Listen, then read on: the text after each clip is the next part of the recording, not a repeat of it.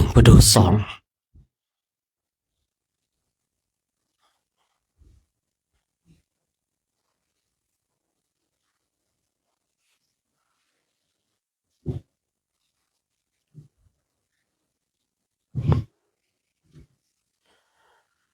ในบางครั้งชีวิตของเราก็ต้องเจอในสิ่งที่ไม่ควรเจอในสิ่งที่เราเจอนั้นมันถ้าเรามองเรื่องกรรมมันก็พูดได้เนาะเพราะว่าถ้าไม่มีเหตุมันก็ไม่เจอในสิ่งต่างๆนะชีวิตของเราเจอทั้งคนดีและคนชั่วนะคนดีเราก็เจอคนไม่ดีเราก็เจอเมื่อเจอแล้วเราจะทำอย่างไรขึ้นอยู่กับตัวของเราเองนะเพราะว่าสิ่งที่เข้ามาในชีวิตมันมีเหตุและมีผลอย่างเราท่านทั้งหลายที่เข้ามาร่วมในโครงการจริยธรรมมีเหตุและมีผลไม่ได้เกิดขึ้นมาลอยๆเนาะมันอยู่ด้วยกันก็มาฝึกฝนมาอบรมมาสร้างสรรค์สิ่งที่ดีงามต่อกันผมเองก็พยาย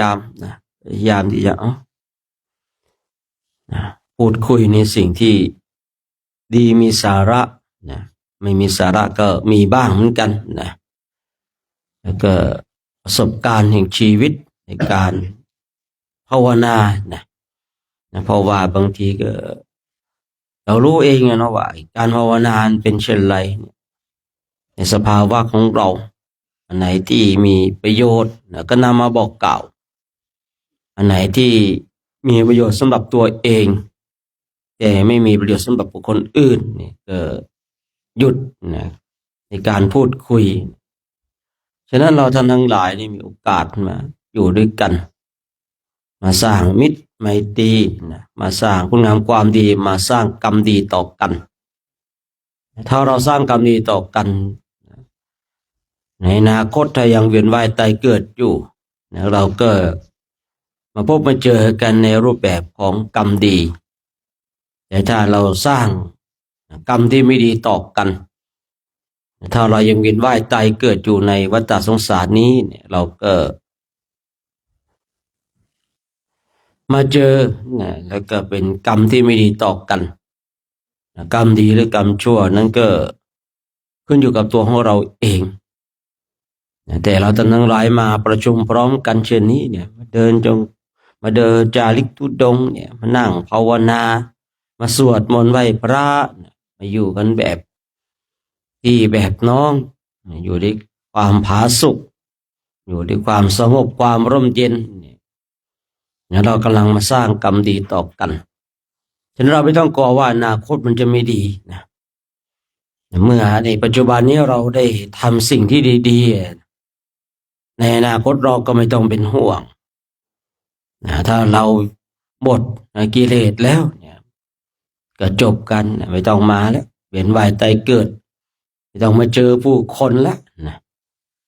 เขาก็อย่างที่เคยคุยไว้เขาก็ทุ่มเถียงกันตกลงเนี่ยนิพพานเป็นยังไงแน่นะ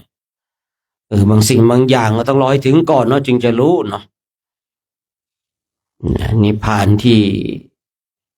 ยังเหลือธาตุขันธ์อยู่กับนิพพานที่หมดแล้วนะธาตุขันธ์คือต้องอาศัยคนที่ถึงเท่านั้นจึงจะรู้นะคนที่ยังไม่ถึงนี่มันก็ไม่รู้ได้มีแต่การคาดคะเนอย่างเงี้ยเนาะมีการน่าจะอย่างเงี้ยนะคาดคะเนน่าจะเป็นอย่างนั้นเป็นอย่างนี้เนี่ยแล้วบางสิ่งบางอย่างเราต้องไปถึงเราจึงจะรู้เราจึงจะเข้าใจเนี่ยการที่เราจะไปจาริกที่ประเทศอินเดียและเนปาลเนี่ยมันต้องไปถึงแล้วไปถึงแล้วเราก็จะรู้ว่าเป็นเช่นไรฟังจากคนอื่นเล่าฟังจากที่ผมเล่าแล้วเนี่ยบางทีมันก็ไม่ซึ้งตรึงใจนะเราจะต้องซึ้งตรึงใจด้วยตัวของเราเองข้าวกินมันเราจะรู้ด้วยตัวของเราเองมันเผ็ดมันเปรี้ยวมันหวานมันเค็มมันอร่อยมากอร่อยน้อยได้ยินคนอื่นว่าอร่อยแต่เราอาจจะไม่อร่อยก็ได้คนอื่นเขาบอกว่าเค็ม แต่เรากินแล้วก็มันโอเคมันไม่เค็มนะเนี่ยคนอื่นก็บอกเปรี้ยวเรากินเนี่ยอาจจะไม่เปรี้ยวก็ได้นะก็เป็นเช่นนั้นเองนะเป็นเช่นนั้นคือทุกสิ่งทุกอย่างมันต้องรู้ด้วยตัวเองมันจึงจะเข้าใจมันจึงจะชัดเจนนะฟังจากคนอื่นเล่าฟังจากคนอื่นบอกมันก็พอจะรู้ได้แต่รู้ไม่ชัดเจนนะคือบางทีเราฟังจากคนอื่นมันเขาบอกแล้วอาจจะไม่ใช่ก็ได้นะไม่ใช่ก็ได้พอเราทำด้วยตัวของเราเองเขาบอกว่าเปรี้ยวดันเราหวานขึ้นมายุ่งเลยเนี่ยบางทีฟังจากคนอื่นนะเรื่องราวจากคนอื่นก็เป็นสิ่งที่ดีนะเป็นเครื่องจุดประกายเครื่องจุดประกายเพื่อให้เราเนี่ยได้ทำในสิ่งนั้นมันเป็นยังไงนะมันเกิดความสงสัยว่ามันเป็นอย่างไรเนี่ยได้ยินคนอื่นเขาว่ากันอัปปนาสมาธิเป็นอย่างไรเป็นอย่างไรนั้นเข้าอย่างไงมันออกอย่างไรพอเข้าไปแล้วมันเป็นอย่างไรเนี่ยบางทีเราได้ยินเรื่องราวเหล่านี้นะบางทีว่าพูดไม่ได้นะสมาธิเนี่ย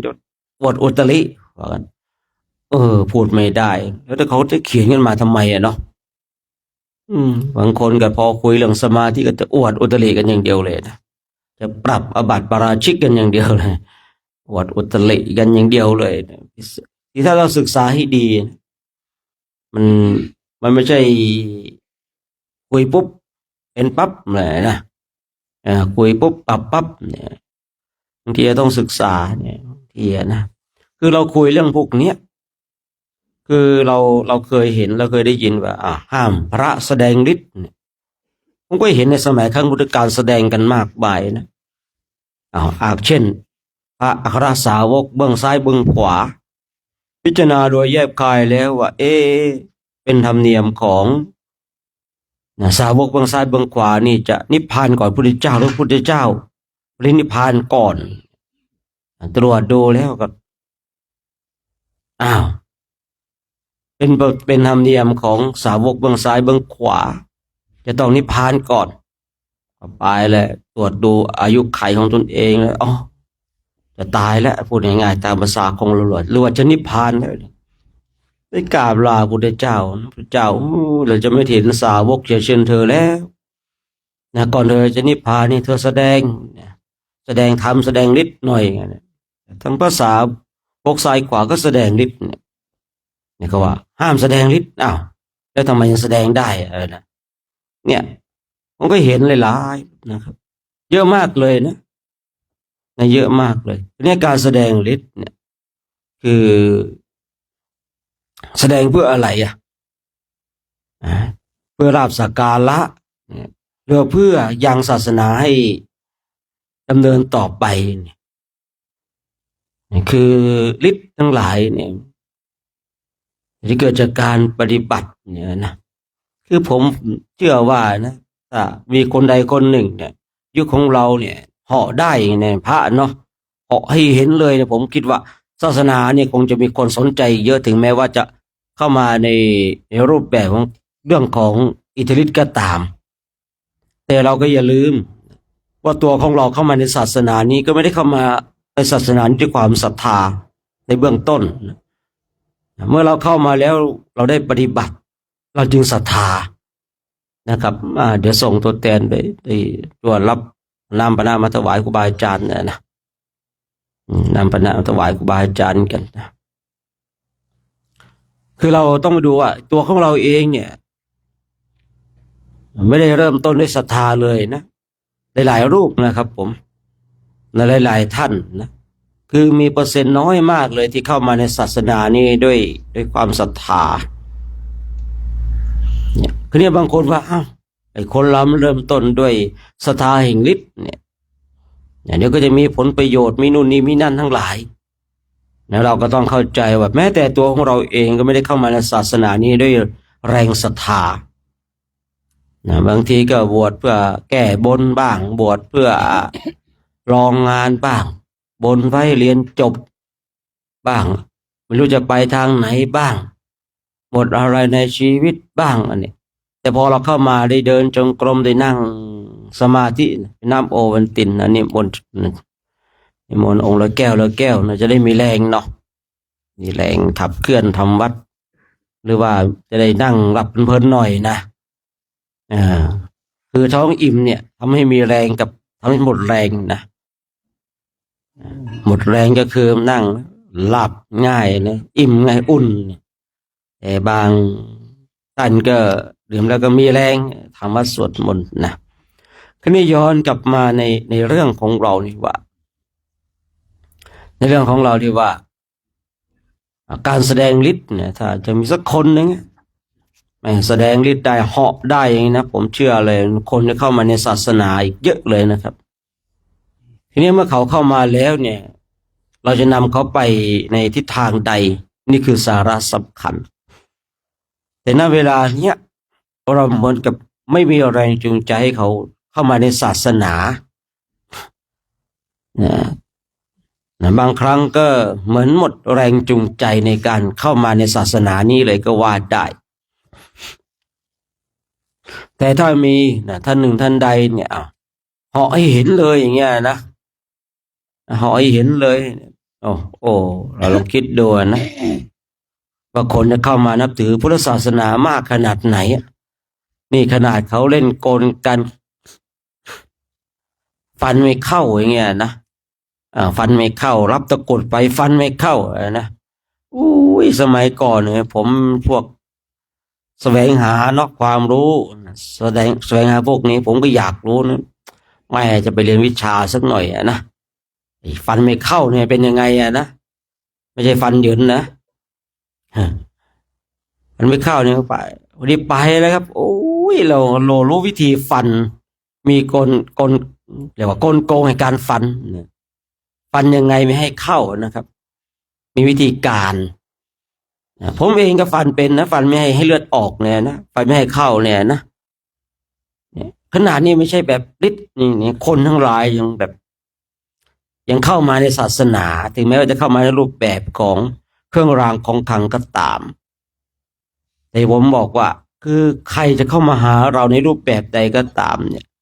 ผมเองเนี่ยเครื่องรางของขลังผมก็ทำหมอดูผมก็เป็น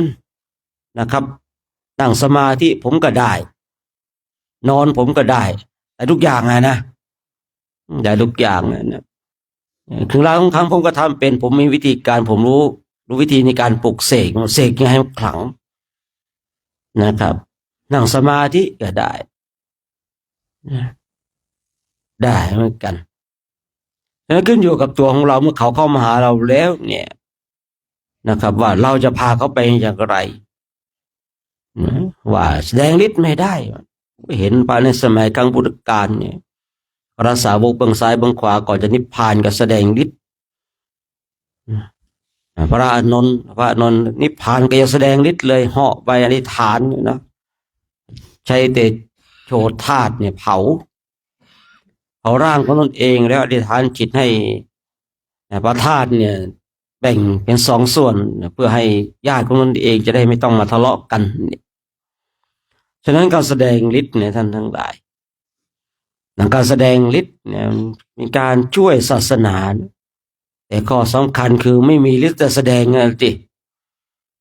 นะสำคัญไม่มีฤทธิ์จะแสดงมีฤทธิ์แต่มีแต่ฤทธิ์สีดวงกันนะทุกทีแม่ประจำเดือนไหลเลยเลือดออกตูดฤทธิ์เหมือนกันนะแต่เป็นฤทธิ์สีดวงไปนะเป็นเช่นนั้นนะจีครับท่านทั้งหลายคือถ้าเราศึกษาเรื่องฤทธิ์การแสดงฤทธิ์นะการอวดอุตรินะ ต้นต่อเข้าไปเนี่ยเราก็จะรู้เนาะฉะนั้นเราท่านทั้งหลายนี่ก็มาศึกษากันมาเรียนรู้มาทำความเข้าใจนะที่ได้กล่าวไว้ว่าเราเนี่ยนะถ้าว่ามีใครแสดงฤทธิ์เหาะได้สักคนหนึ่งนะคนจะเข้ามาในศาสนานี้อีกมากเลยนะอีกมากเลยนี่ขนาดเนี่ยกลโกงการเนี่ยรับตะกุดตะฟันไม่เข้าอย่างเงี้ยนะลงเลขเสกยัน นะแทงในสำนักนั้นนะฟันก็ฉับไม่เข้านะออกมาข้างนอกเลือดกระจายนะเนี่ยออกมาข้างนอกเลือดกระจายแต่มีอยู่ท่านหนึ่งนะมีอาจารย์ท่านหนึ่งไม่เอ่ยชื่อเขาเนาะเขาก็เป็นอาจารย์ศักยันต์กับกันวันหนึ่งเนี่ยแกรู้สึกว่าเส้นเลือดในสมองแตกยังไงเนี่ยพอแตกเขาพาไปโรงพยาบาลครับพาไปโรงพยาบาลหมอฉีดยาไม่เข้าครับนี่รักษาไม่ได้ครับแกก็เลยเป็นอัมพฤกษ์ตลอดชีวิตเลยครับผมหมอแทงไม่เข้าไม่รู้จะแทงยังไงอะครับผมแทงจะฉีดยารักษาฉีดไม่ได้ครับผมเหนียวจริงๆครับดังเหนียวจริงๆแต่มันเหนียวตอนเวลาที่จะรักษาตัวเองหมอรักษาไม่ได้ครับไม่รู้จะทำยังไงก็ปล่อยให้เป็นอัมพฤกษ์เลยครับเดินไปกระเพกไม่รู้จะยังไงดีอะนะมีไม่เอ่ยชื่อเอ่ยชื่อเนี่ยแต่ก็เป็นคนดังอยู่เอ่ยชื่อนะคนทั้งหลายก็จะรู้จักเยอะอยู่เหมือนกันนะเนี่ยท่านนี้เหนียวจริงๆเนี่ยเรียนวิชาหนังเหนียวเนี่ยมันก็มีอยู่ของพวกนี้มันมีอยู่ครับผมพวกวิชาหนังเหนียววิชาห่อเหินเดินอากาศเนี่ยมันก็มีครับผมเราต้องแยกให้ออกระหว่างวิชาเนี่ยกับฤทธิ์ที่เกิดจากสมาธิส่วนวิชาเนี่ยมันเกิดจากจิตนะเกิดจากจิตที่แบบเชื่อมั่นในคาถานั้นในอาคมนั้นเชื่อมั่นในครูของตนเองที่ตนเองได้ยกนะมันก็เลยเกิดเรื่องเหล่านี้ได้นะจากอาจารย์ท่านนี้นะอาจารย์ท่านนี้หมอฉีดยาไม่ได้ทำยังไงเข็มแทงไม่ได้เนาะมีเนี่ยของจริงมันก็มีครับผมนะแต่ของปลอมมันก็เยอะเนาะอย่างไอ้ฟันกันตามสำนักอาจารย์ท่านหนึ่งทำตะกรุดนะทำตะกรุดป้องกันปืนอย่างนั้นบังเอิญลูกศิษย์เขาไปถูกแทงแล้วเอ้าของอาจารย์ทำไมมันแทงเขาอ่ะทำป้องกันปืนไม่ใช่ป้องกันมีดเหมือนกันนะอ้าวมีงั้นอีกนะไปแล้วไปใหญ่แล้วนะทำป้องกันปืนมันไม่ได้ทำป้องกันมีดมันถูกมีดแทงลูกศิษย์อาจารย์ท่านหนึ่งฟันในสำนักชับไม่เข้าครับผมออกมาปากซอยเจอวัยรุ่นเอาเล่นสยับเลยครับผมจบที่ไหนจบที่โรงพยาบาลเย็บตั้งหลายแผลเอามีเหมือนกันเนี่ยบางทีในกลโกงเนี่ยผมก็คือสมัยก่อนผมพวกแสวงหาแสวงหาอาจารย์ดันใดเอาทั้งแบบฝ่ายการปฏิบัติได้แบบพวกเนี้ยพวกคาถาอาคมพวกเนี้ยนะผมชอบเลยแสวงหาสำนักไหนที่เขาบอกว่าฟันไม่เข้าเนี่ยไปแล้วไปเข้าไปพอเรารู้ว่ามันเป็นกลโกงในการฟันเราก็เข้าไปวิธีในการฟันอย่างไรจะไม่เข้าอีกนะไปอย่างนั้นถึงขนาดนั้นเลยนะครับผมฟันยังไงไม่ให้เข้านะมีดไม่บอกดีกว่าเดี๋ยวเราท่านทั้งหลายจะไปรู้กลโกงเนาะไม่ได้หรอกเนี่ยเดี๋ยวเขาบางคนเขาจะแหมคือถ้าของจริงนะครับผมมันตรงไหนมันก็เหนียวครับนะมีดเล่มไหนมันก็ฟันไม่เข้าแต่ถ้ามันของกลโกงนะครับแหมมีดอาจารย์ฟันไม่เข้าแต่มีคนอื่นเอาเสียยับเลยอย่างเงี้ยอันนี้แหละครับกลโกงทั้งนั้นแหละครับผมไอ้คนก็ยังเชื่อนะสงสัยวันนั้นเป็นวันเปิดเหมือนกันนะมีอาจารย์ท่านหนึ่งท่านคนทั้งหลายก็บอกว่าหนังเหนียววันหนึ่งถูกเก้งในวัดของท่านน่ะถูกแทงครับท้องทะลุเลยนะครับผมคนทั้งหลายก็บอกว่าทำไมอาจารย์ของอาจารย์หนังเหนียวทำไมถูกแทงถูกกวางมันขิดจนท้องทะลุล่ะวันนั้นเป็นวันเปิดเหมือนกันของป้องกันไม่ได้ไหมก็มีไปอย่างนั้นอีกนะเนี่ยบางทีมันก็มีไปต่างๆนานานะถ้าว่าของจริงนะครับมันอยู่ตรงไหนมันก็เหนียวนะแต่ของจริงนะครับในเข็มเนี่ยแทงไม่เข้าแล้วครับผมหมอเนี่ยอ่อนใจเลยนะมีอยู่ท่านหนึ่งแฟน25 พุทธศตวรรษนะผมก็ยังดีบางทีเราก็มัน มันหาเหตุผลกับสิ่งเหล่านี้ไม่ได้นะพระ25พุทธศตวรรษเนี่ยแทงไม่เข้าหมอฉีดยาไม่เข้านะก็เลยต้องขอร้องว่าเอ้ท่านพระครูเขาเป็นพระครูนะมันเป็นพระครูแขวนพระอะไรพระครูก็บอกว่าแขวน25พุทธศตวรรษองค์เดียวพอออกเลยไหมเอาออกพอออกก็แทงเข้าเลยนะแทงเข้าเลยนะเป็นเป็นอย่างนั้นก็มีเหมือนกันอย่างนะของจริงของก็มีของปลอมก็มีบนโลกนี้เป็นเช่นนี้เองท่านทั้งหลายมีทั้งของจริงและของปลอมเมื่อมีของจริงก็ต้องมีของหลอกลวงเมื่อมีของจริงก็ต้องมีของต้มตุนมันเป็นของคู่กันนะนั่นเป็นของคู่กันฉะนั้นเมื่อเป็นของคู่กันแล้วเนี่ยท่านทั้งหลายก็เลือกเอาว่าจะเอาของจริงหรือของปลอมจะเอาของจริงหรือเอาของเล่นขึ้นอยู่กับตัวของเราเองนะไม่ได้ขึ้นอยู่กับใครนะครับทำไมมันแถวมันสั้นลงตรงนั้นของสมบัติหายไปไหนหมดล่ะฮะแล้วทำไมไม่จัดมาให้มันเท่าๆกันล่ะทำไมไม่จัดมาให้เท่าๆกันน่ะเอาแล้วมาเริ่มเข้าสิงแต่เช้าเลยวันนี้นะไม่จัดให้เท่าๆกันนะเดี๋ยวมารจะเข้าสิงแต่เช้าเลยวันนี้นะมันมารจะเข้าสิงเลยก็มารเข้าสิงเลยจุ้งเลยนะ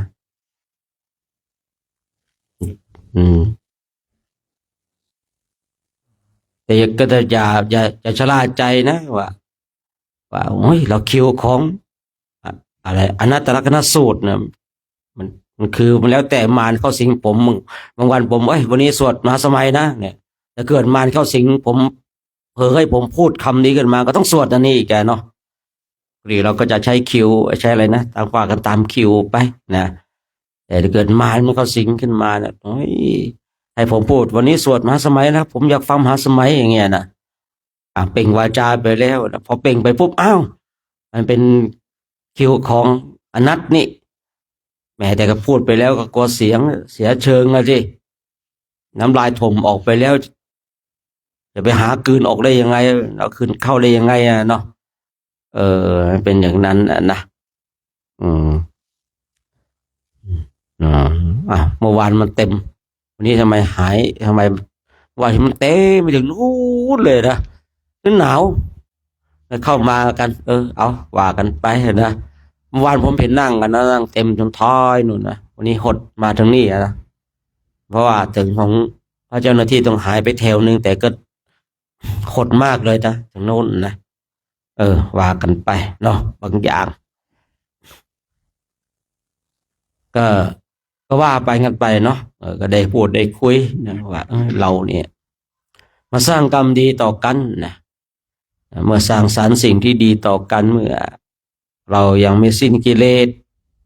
ในอนาคตเรามาเจอกันได้เจอกันในสิ่งที่ดีๆกันมาสร้างสิ่งที่ดีๆกันเจอกันแล้วให้ร่วมสร้างกรรมดีต่อกันอย่าได้สร้างกรรมไม่ดีต่อกันเลยเนาะต่อไปก็คงจะได้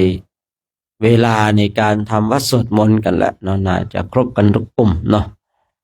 รวมกันทำวัดสวดมนต์เจริญธรรมกรรมฐานกันบรรยากาศดีๆนะบรรยากาศดีๆไม่ร้อนมากไม่หนาวมากนะได้ทำวัดสวดมนต์กันนะ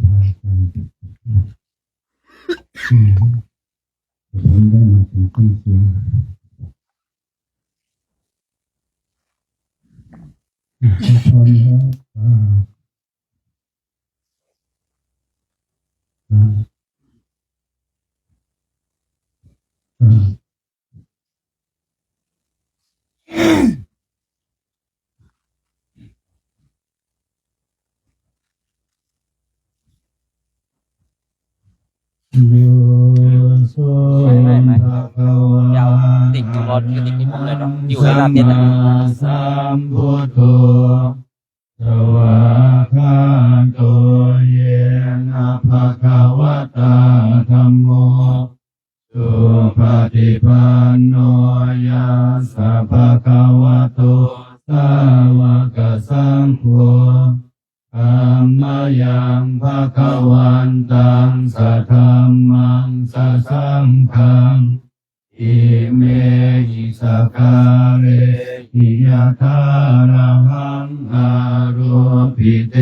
หิอภิปุชยามะสาธุโนพันเต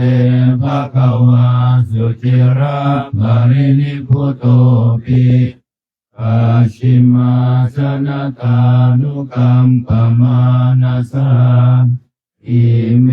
สการะทุกขตาปันนาการะภูเตปฏิคันนาตุอัมหากังทิคารตังหิตายะสุขายะอะระหังสัมมาสัมพุทโธภะคะวาพุทธังภะคะวันตังอภิวาเทมิสวากขาโตภะคะวะตาธัมโมธัมมังนามัสสามิ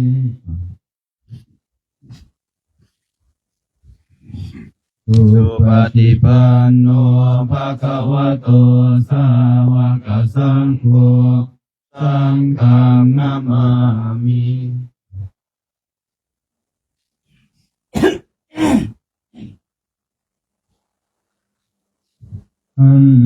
ธรรมยังพุทธัสสะภะคะวะโตปุพพะคะนะโมการังกะโรมะเสนะ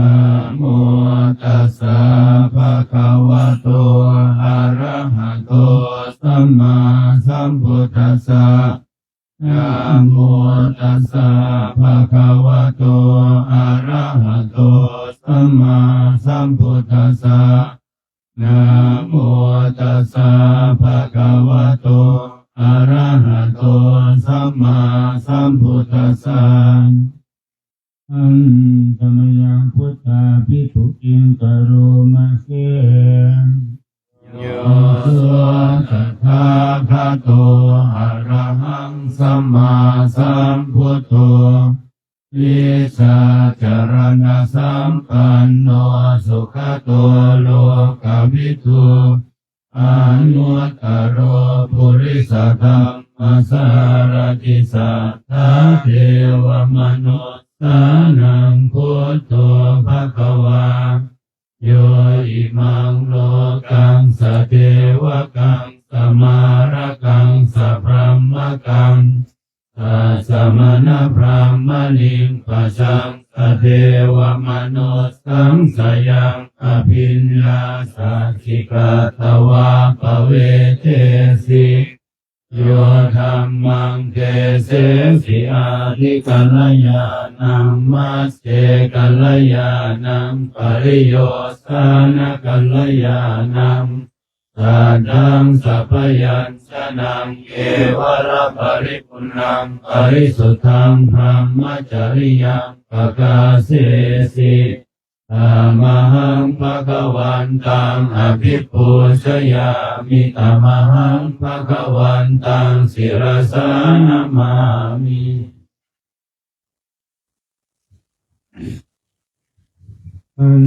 ธรรมยังธัมมาภิกขุติงกโรมะเสโยโสสวากขาโตภะคะวะตาธัมโมสันติติโกอาการิโกเอหิปัสสิโกโอปนัยโกปัจจตังเวทิตาโพวิญโยหิธัมมังธัมมังอภิปูชยามิธัมมังธัมมังศิรสานามามิ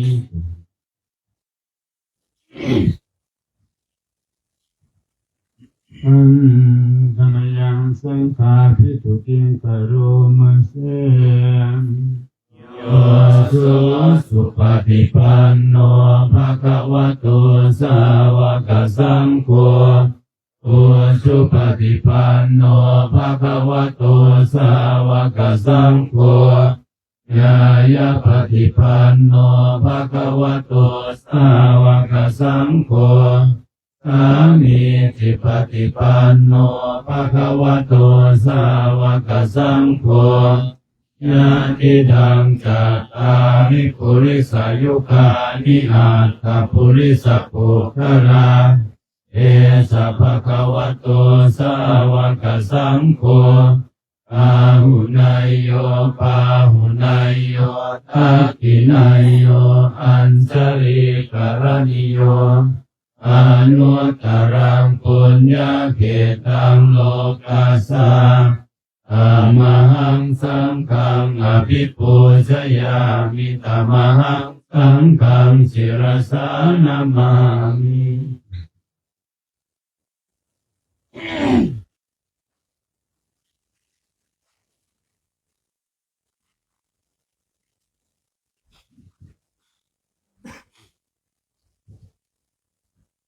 อันธรรมยังรัตนติรัตนามาภาคายโยเจวะสังเวภะปริจิตนาปทัญจปนามาเสพุทโธสุสุโธ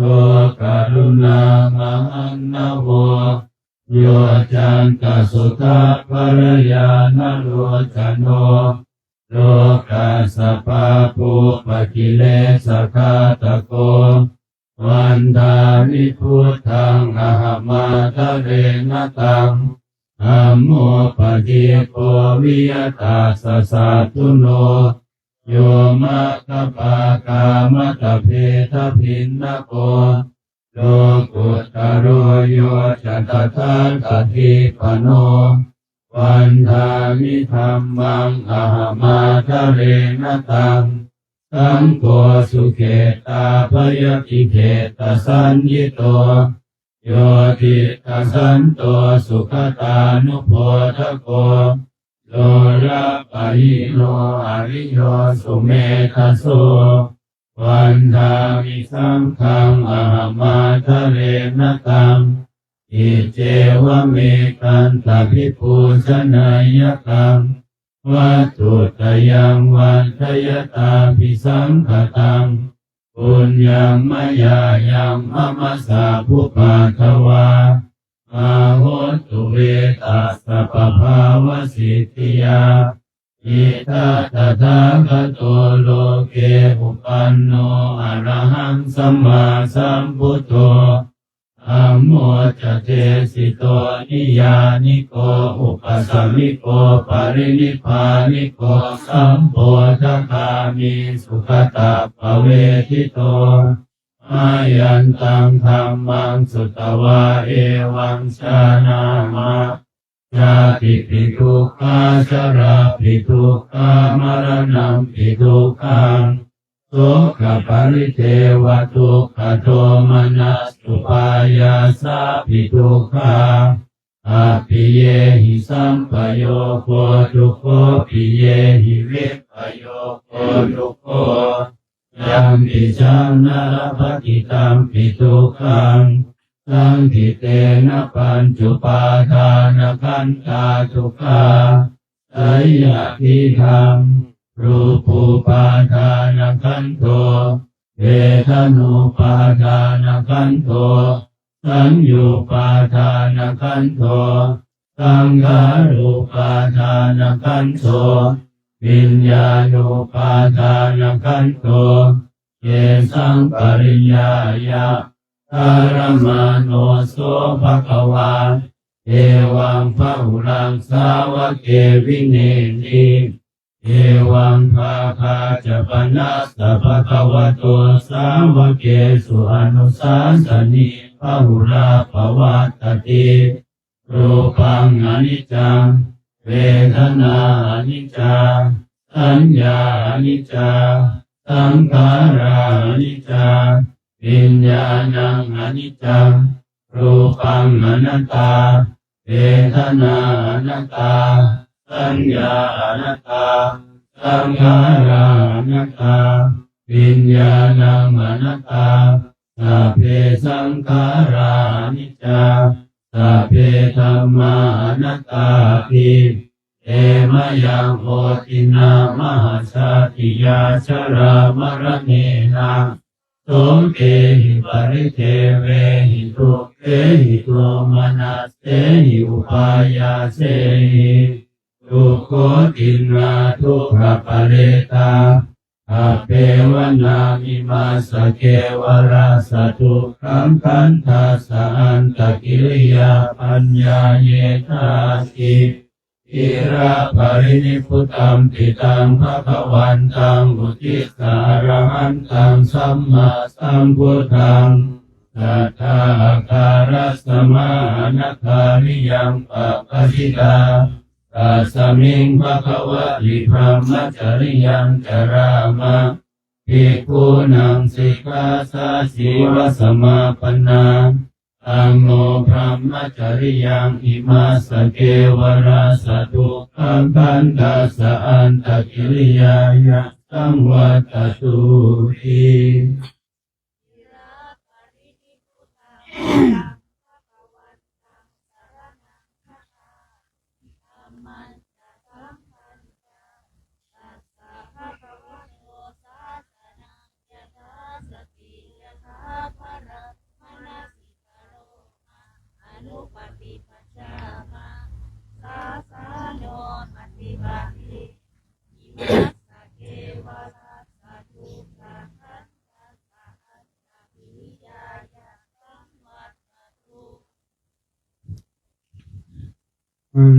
ธรรมยังตังคณิกาปัจเจเดธนะปะทังพนานาเส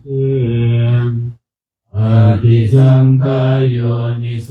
ทิวรังปฏิเสวามิญาวะเทวะสิตัสสะปฏิฆาตายะอุณหสสะปฏิฆาตายะตังสมากัสสวะตาทัปปะสิริงสัพพสัมปัสสานังปฏิฆาตายะยาวะเทวะหิริโกปินาปฏิชาตนะตังปฏิสังขายโยนิโสตินปาตังปฏิเสวามิเน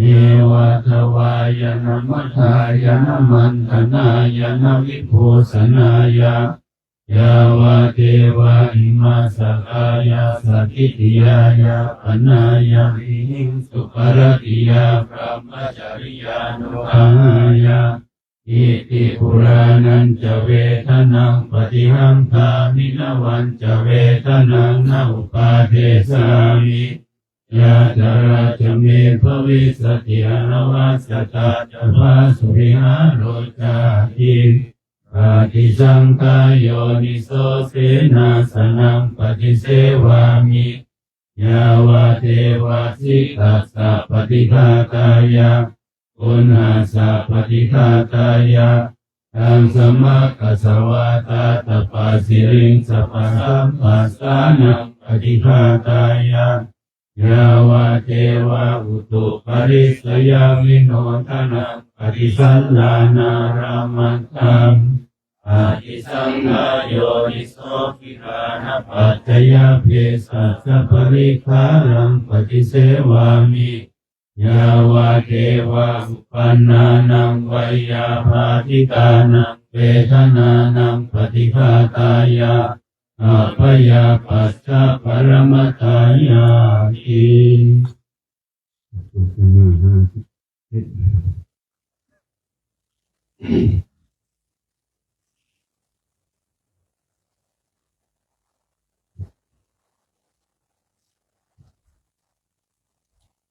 นะโมตัสสะภะคะวะโตอะระหะโตสัมมาสัมพุทธัสสะนะโมตัสสะภะคะวะโตอะระหะโตสัมมาสัมพุทธัสสะนะโมตัสสะภะคะวะโตอะระหะโตสัมมาสัมพุทธัสสะพุทธังสรณังคัจฉามิธัมมังสรณังคัจฉามิสังฆังส รณังคัจฉามิทุติยมปิพุทธังสรณังคัจฉามิทุติยมปิธัมมังสรณังคัจฉามิทุติยมปิสังฆังสรณังคัจฉามิตติยมปิพุทธังสรณังคัจฉามิตติยมปิธัมมังสรณังคัจฉามิตติยมปิสังฆังสรณังคัจฉามิโยจะกุมาโมหะมะลาภะกาโตสามังวะพุทโตสุขโตวิมุตโตมารัสสะภาสาวินิโมจยันโตวาเปสิเขมังชนะตังวินัยยังพุทธังวรันตังศิรสานามามิโลกัสสนาทันจะวินายกันจะตันเตสสาเตสยสิทธิโหตุสัพพันตรายาจะวินาสมิงตุธรรมโมทัชโชโยวิยตาสสะตุทัสเสสิโลกาสวิสุทธิมังคังนิยานิโกธรรมชราสทาวิสัตาวะโหสันติคโรสุจินโนธรรมังวรันตังศิรสายมามิโมหะปะทารังอุปสันตตาหังตันเตสสาเตชยสิทธิโหตุสัพพันตรายาจะวินาสเมนตุสัทธัมมเสนาสุขตานุโคโยโลกาสภาโกปะกิเลสเสตาสันโตสยังสันตินิโยชโกจะสวาคาตธรรมังวิจิตังกโรติสังฆังวรันตังศิรสานามามิอนุพุทธังสมสีลทิติงตันเตชะสาเตชยสิทธิโหตุสัพพันตรายาจะวินาสเมนตุสัมพุทธิอาตวิสันจตวาทสันจะสหัสเกปัญจะสตสหัสสานินามามิศิรสาอหังเตสังธรรมันจะสังฆังจะอาทะเรนะนามามิหังนามการานุภาเวนะหันตวาสัพเพอุปาทเวอเนกาอันตรายาปิวินาสันตุเสสโตสัมพุทเตปัญจปัญญาสันจจตุวิสติสหัสเกตาสัสสะสหัสสายิรมามิศิรสา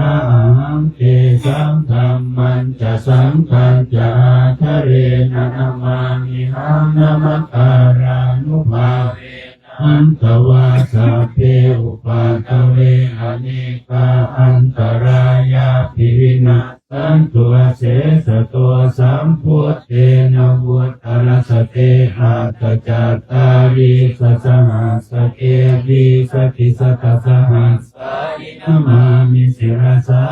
หังเตสังธรรมันจะสังฆังจะอาทะเรนะนามามิหังนามการานุภาเว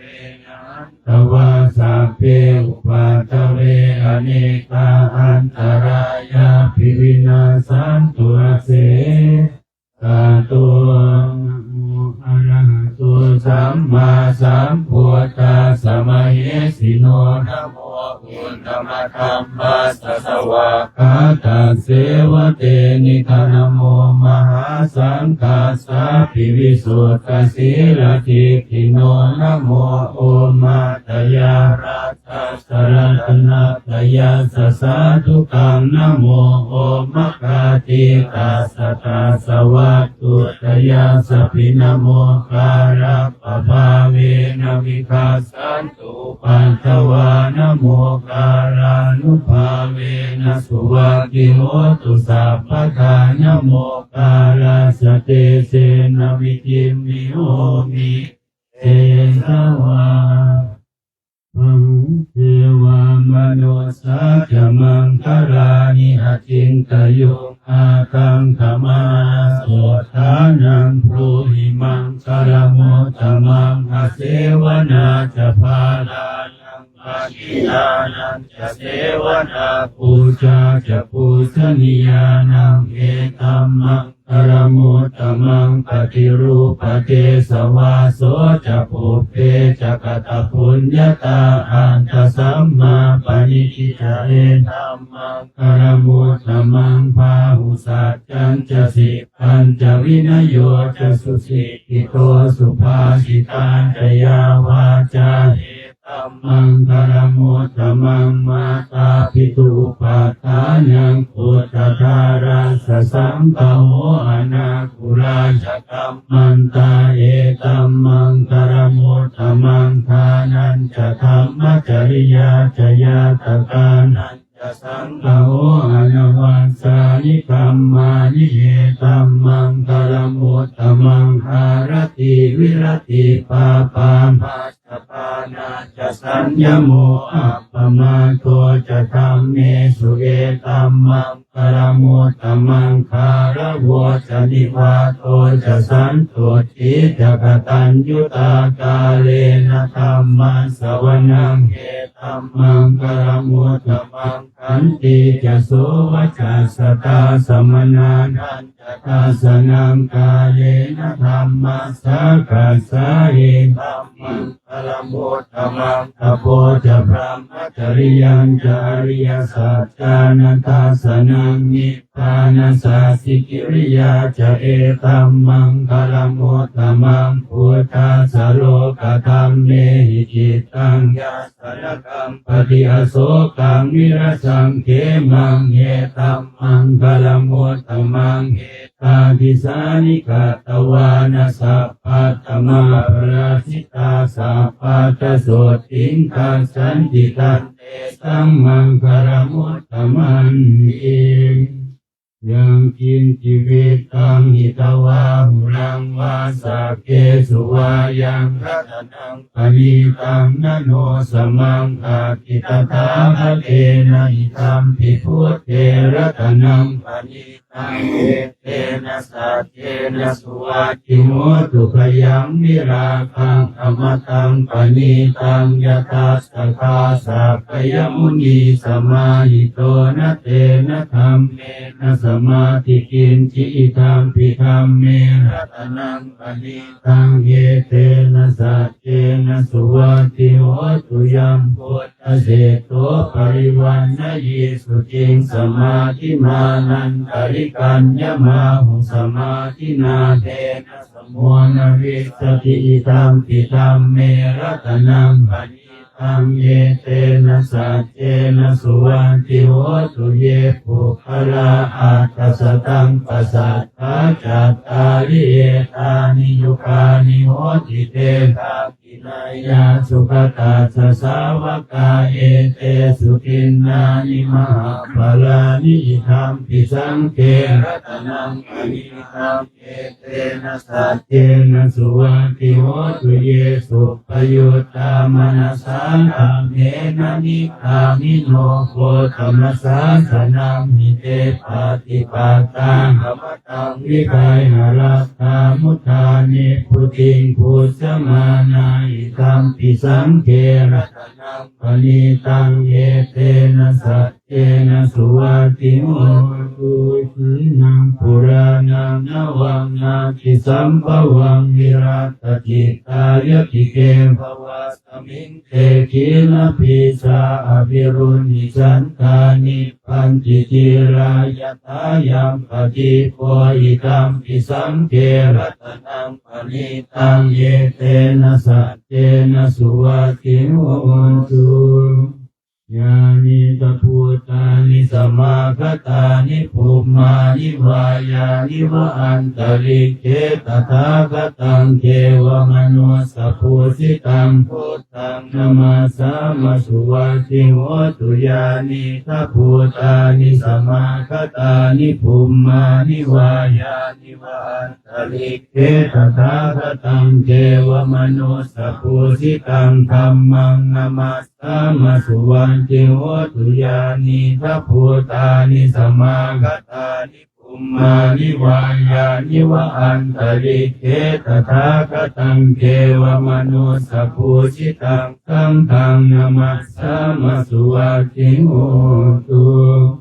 กรณียมาตกุสเลนะยันตังสันตังปะตังอภิสเมจะสักโกวุชุจะสุมุชุจะสุวโจจะสมุตุอนัตติมานิสันตุสะโกจะสุภโรจะอัปปจิตโจจะสันละหุกโวติสันตินตริโยจะนิปโกจะอัปปคัปโปกุเลสุอนันุกิตโตนะจะพุทธังสมาจาเรกินจิเยนะวินโยปะเรอุปวัตยุงสุขิโนวาเกมิโนโหตุสัพเพสัตตาภวันตุสุขิตาตาเยเกจิปานะภูตาติตาสาวาทาวราวาอนวเสสาติกาวาเยมหันตาวามัชฌิมารัสสกาอนุกตุรากิตาวาเยจะติกาเยจะทุเรว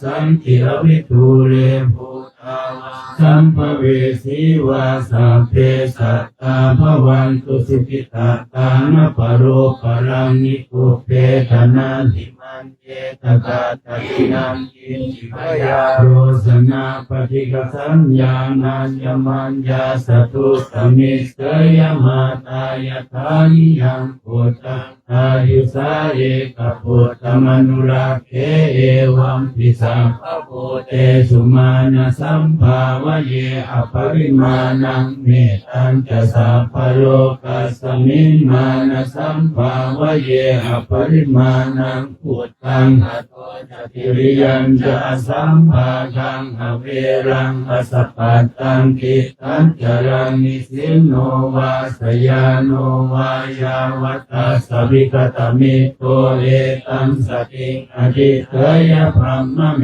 ตังวิหารังนิกมาหุติติงจะอนุปคัมมสีลวาคัสสเนนะสัมปันโนกาเมสุวินัยเทธังนะหิจาตุขะปัสสยังปุณเรติวิรูปเขหิเมเมตังเมตังเอราปเขหิเมสัพพยาปุเตหิเมเมตังเมตังกันหาโคตมะเกหิตาปาทะเกหิเมเมตังเมตังทิปาทะเกหิเมจตุปะเทหิเมเมตังเมตังพะโหปะเทหิเมมามังกปาทะโกหิมามังหิงสิทิปาทะโกมามังจตุปะโตหิงสิมามังหิงสิพหุปะโตสัพเพสัตตาสัพเพปานาสัพเพภูตาจะเกวราสัพเพภัตตรานิปัสสันตุมากินจิปาปะมาขมาอัปปมาโนพุทโธอัปปมาโนธัมโมอัปปมาโนสังโฆปะมาณวันตานิสิริงสปานิอหิวิสิกาสัตตปฏิอุณนานาภิสารภูมุสิกากตาเมรัสสากตาเมปริตาปฏิกมันตุภูตานิโสหังนะโมภะคะวะโตนะโมสัตตังนังสัมมาสัมพุทธานังอุเทตยัญจากกุมาเอกราชาหริสวรรณโนปัทวิปภาโสตังตังนามาสามิหริสวรรณังปัทวิปภาสังจยัสสพุทธาวิหเรมุขิวสังเยพรหมนาเวทกุสัพพธรรมเมเตเมนะโมเตจมังปารยันตุนามาตุพุทธานังนามาตุโพธิญาณโมวิมุตตานังนะโมวิมุตติยาหิมังโสปริตังกัตตวาโมโรจรติเอสนาอเปตยัญจักกุมาเอกราชาหริสวรรณโน ปัทวิปภาโสตังตังนามัสสามิหริสวรรณังปัทวิปภาสังตยัสสพุทธาวิหเรมุราติงเยพรหมนาเวทัพุสัพพธรรมเมเตเมนะโมเตสมังการยันตุนามาตุพุทธานังนามาตุโพธิญาณโมวิมุตตานังนะโมวิมุตติยาอิมังโสปริตังกัตตวาโมโรวาสมกัปปะยิติอัติโรเจศีลพุนโนสัจจังโสจริยนุตยาเดนะสัตเตนะกาหามิสัจจกิริยมนุตรังอาวาจิตวาธรรมพลังสริตวาภูภเกชิเนสัจจะพลมวัสสายสัจจกิริยมกาสังสันติปัฏฐาปัจจนาสันติปาทาวันจนามาตาปิตาจนิอันตาชาตเวทปฏิกรรมสหัสเจกเตมัยหังมหาปัญจริโตสิกิวาเสสิโสรัสกริสานิหุตลังปัตตวายกาสิกิสัจเจนะเมสมโมนาทิเอสามิสัจจปารมีติสัพพะตวะพุทธรัตนังโกสทังอุตมังวรังเทวมนุสสานังพุทธเตเชนะโสตินานาสันตุปัตตวาสัพเพทุกขาวุปสัมมินตุเตสักขตวาธัมมรัตนังโกสทังอุตมังวรังปริลาวุปสัมมนังธัมมเตเชนะโสตินานาสันตุปัตตวาสัพเพพยาวุปสัมมินตุเตสักขตวาสังฆรัตนังโกสทังอุตมังวรังพาหุนายังพาหุนายังสังฆเตเชนะโสตินานาสันตุปัตตวาสัพเพโรคาวุปสัมมินตุเต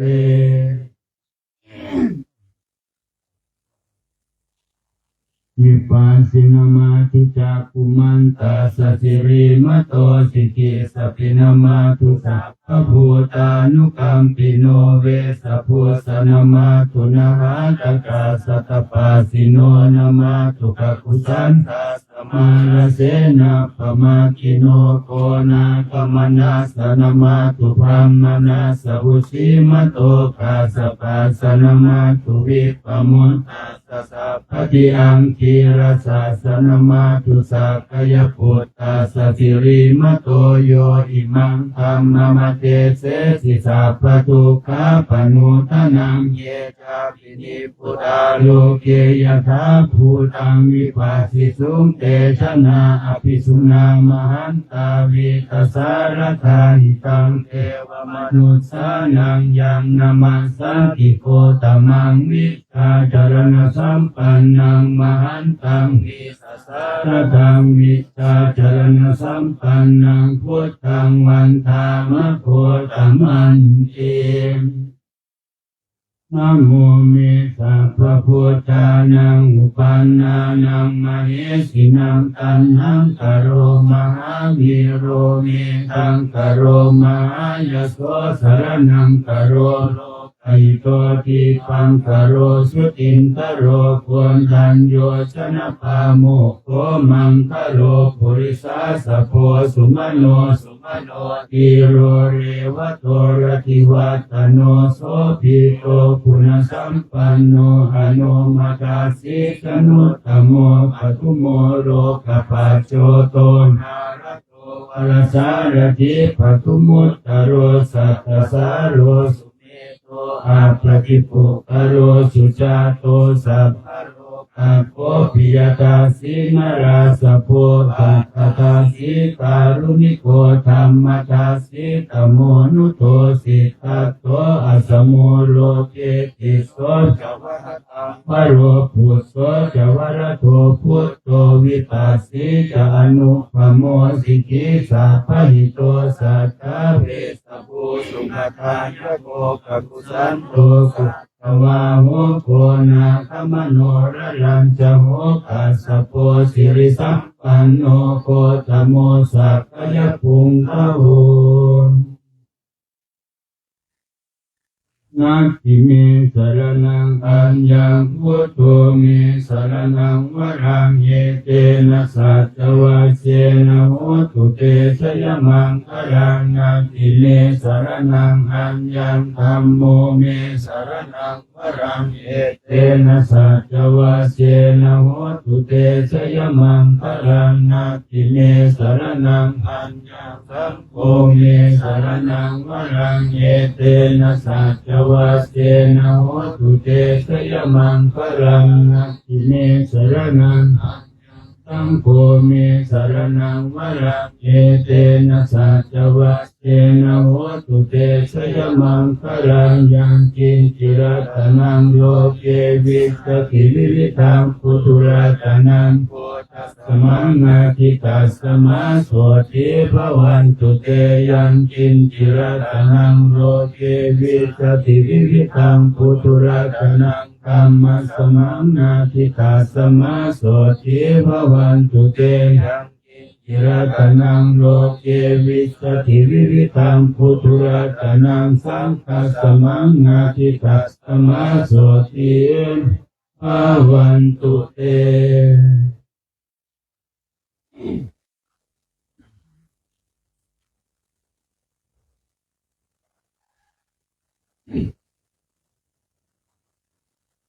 ยะโตหังปจินีอริยยาจาโตนาพิจานามิสังกินจปานังชีวิตาโหโรเปตาเตนะสัจเจนะโสติเตโหตุสัพปัสสยะโตหังปจินีอริยยาจาโตนาพิจานามิสังกินจปานังชีวิตาโหโรเปตาเตนะสัจเจนะโสติเตโหตุโสติกัมสยโตอัมปจินีอริยยัสสติยาจาโตนาพิจานามิสังกินจปานังชีวิตาโหโรเปตาเตนะสัจเจนะโสติเตโหตุโสติกัปปัสสังพุทธังโพสติสังฆาโตธัมมานังวิทโยตถาวิริยังปิติปัสสติโพชังคาจตถาปะเรสมาทุเปกะโพชังคาสเตเตสัพพทาสินามุนินาสัมมาตาคาตาภาวิตาภาหุริกตาสังวัตันติอภิญญายะนายะจะโพธิยาเอเตนะสัจวัสเสนะโสติเตโหตุสัพพทาเอกัสสมิงสมเยนะโสโมคัลลานันจะกัสสปังคิลานิโตกิเตทิสวะโพชังเทสัตตเทสยิเตจตังอภินันติตวาโรคามุตติงสุตังคะเนนะสัจวัสเสนะโสติเตโหตุสัพพทาเอกตาธัมมราชาภิเกรัญเยนะภิติริโกจุนตาเตเรนะตัญเยวะพนาเปตวานะสังฆรังสัมโมทิตวาจะอาภาธาธัมมาวุตตาสิทานะโสเอนะสัจวัสเสนะโสติเตโหตุสัพพทาภะอินาเตจะอาภาธาตินนังนัมติมเหสินังมะฆาตกิเลสาวะปัฏฐานุปาทิคัมมะตังเยเตนะสัจวัสเสนะโสติเตโหตุสัพพทายันตุนิมิตังอวมังคลังจโยจามนาโคสกุณาสสะโตปาปักขโมทุสุปินังอกันตังพุทธานุภาเวนะวินาสเมนตุยันตุนิมิตังอวมังคลังจโยจามนาโคสกุณาสสะโตปาปักขโมทุสุปินังอกันตังธัมมานุภาเวนะวินาสเมนตุยันตุนิมิตังอวมังคลังจโยจามนาโคสกุณาส สัสสะโตปะปะคะโหตุสุขินังอาคันตังสังฆานุภาเวนะวินาศเมตุทุกขปัตตาจนิทุกขาพยาปัตตาจนิพยาโสกปัตตาจนิโสกาโหนตุสัพเพปิวานิโนตาจะอัมเมหิสัมปะทังปุญญสัมปะทังสัพเพเทวานุโมทันตุสัพพสัมปติสิทธิยาทานังตุสัตตายสีรังรักขันตุสัพพทาภาวนาภิรตาโวสุขันตุเทวตาทัตตาสัพเพพุทธาภราปัจจาปัจเจกานันจะยังอรหันตานันจะเตเชนะระอังพันธาวิสัพพะโสภวตุสัพพมังคลังรัง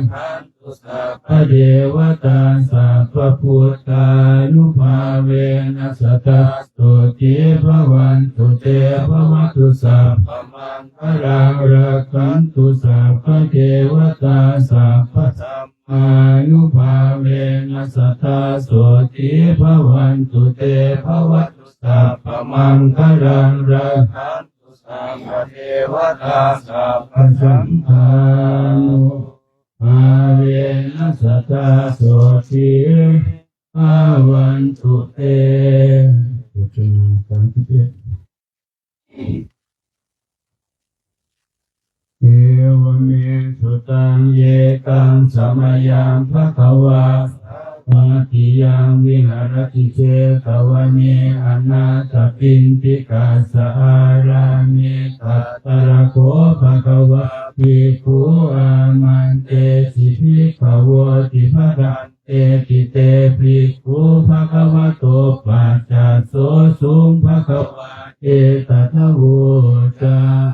เมตตายภิกขเวเตโตวิมุตติยาอาเสวิตายภาวิตายภาหุริกตายญาณิกตายวัตถุกตายอนุติตายปริจิตายสุสมารังตายเอกาทัสสานิสังสาปฏิกังคากตเมเอกาทัสสะสุขังสุปฏิสุขังปฏิพุทธกินปาปะกังสุปินังอาสติมนุสสานังปิโยโหติอมนุสสานังปิโยโหติเทวตารักขตินาสะภิวาวิสังวาสัตถังวากรรมติตุวทังจิตตังสมาธิยติมุขภวันโนวิปัสสิกขิอสัมมุนาโหกโรจิหุตตริงอาปฏิวิจันโตภัมมโรคูปโคโหติเมตตายภิกขเวเทโตวิโมติยาอาเสวิตายภาวิตายภาหุริกตายญาณิกตายวัตถุกตายอนุติตายปริจิตายสุสมารักตายอิเมเอกาทัสสานิอาปาติกังคาติธรรมโวจะภควาอัตตมนาเอภิกขุภควโตภาสิตังอภินันทุนเจนักเตะนั่งตอนเช้าเลยปะยังปฏิภาณาภาคโยปนามเสยาเทวตาสังขิวิหารวาสินีทุเปคะเรโพธิคะเรกะหิงกะหิงอาธรรมทาเนนะภวันตุปุชิกาตัวจริงกโรเจกวิหารมันตเรเทราจะมัจจานวกาจะภิกขโวสารามิกาทานปฏิอุบาสกาอามาจะเทสานิขมาจะอิสราสัพพานภูตาสุขิตาภวันตุเตสาราพุชาเยปิจานทสัมภวาสังเสชัสสาตาอัตโวปปาติกานิยานิกังธรรมวรังปฏิจเต สัพเพปิตุปัสสะกะโรตุสังขยังสาธุจิรังสัตตังธัมโมธัมมัสสราชปุคลังสังโฆโหตุสมะโฆวะอัจฉายะจาหิตายะจาอัมเมระคันตุสัทธัมโมสัพเพปิธัมมัจจาริโนพุทธิงสัมปะหุนายามะธัมเมอริยภเวทิเตปัสสันนาโหตุสัพเพปิปานิโนพุทธศาสเนสัมมาทารังภเวสันโตกาเลเทโวภวาสตุพุทธิภาวายสัตตานังสมิตังเมตุเมทะนิมาตาปิตาจาราคังอิจังราคันติพุทธกังเอวังธัมเมนะราชานุปัจจังราคันตุสัพพะทาพุทธาราธนานังธัมมาราธนานังสังฆาราธนานังอัปปมาโนพุทโธอัปปมาโนธัมโมอัปปมาโนสังโฆนะโมพุทธายะนะโมธัมมายะนะโมสังฆายะพุทโธมีนาโถธัมโมมีนาโถสังโฆมีนาโถพุทธังบูชาธัมมังบูชาสังฆังบูชานิพพานะปัจจโยตุข้าพเจ้าทั้งหลายขออาราธนาคุณพระพุทธคุณพระธรรมคุณพระสงฆ์อันหาประมาณมิได้มาเป็นที่พึ่งที่ระลึกถึงจงช่วยอภิบาลรักษากายวาจาใจของข้าพเจ้าทั้งหลายให้ตั้งมั่นอยู่ด้วยธรรมเจริญไปด้วยธรรมพร้อมทั้งให้เจริญด้วยสติปัญญาญาณเข้าถึงธรรมอันเป็นเครื่องพ้นทุกข์ให้ถึงซึ่งสันติสุขเป็นผู้รู้ผู้ตื่นผู้เบิกบานโดยไพบูลย์ทุกประการและจงยังประโยชน์ให้ถึงพร้อมทั้งส่วนตนบุคคลอื่นชีวิตอื่นอันเป็นเพื่อนทุกข์เกิดแก่เจ็บตายด้วยกันทั้งหมดทั้งสิ้นตลอดกาลและนานเทอญ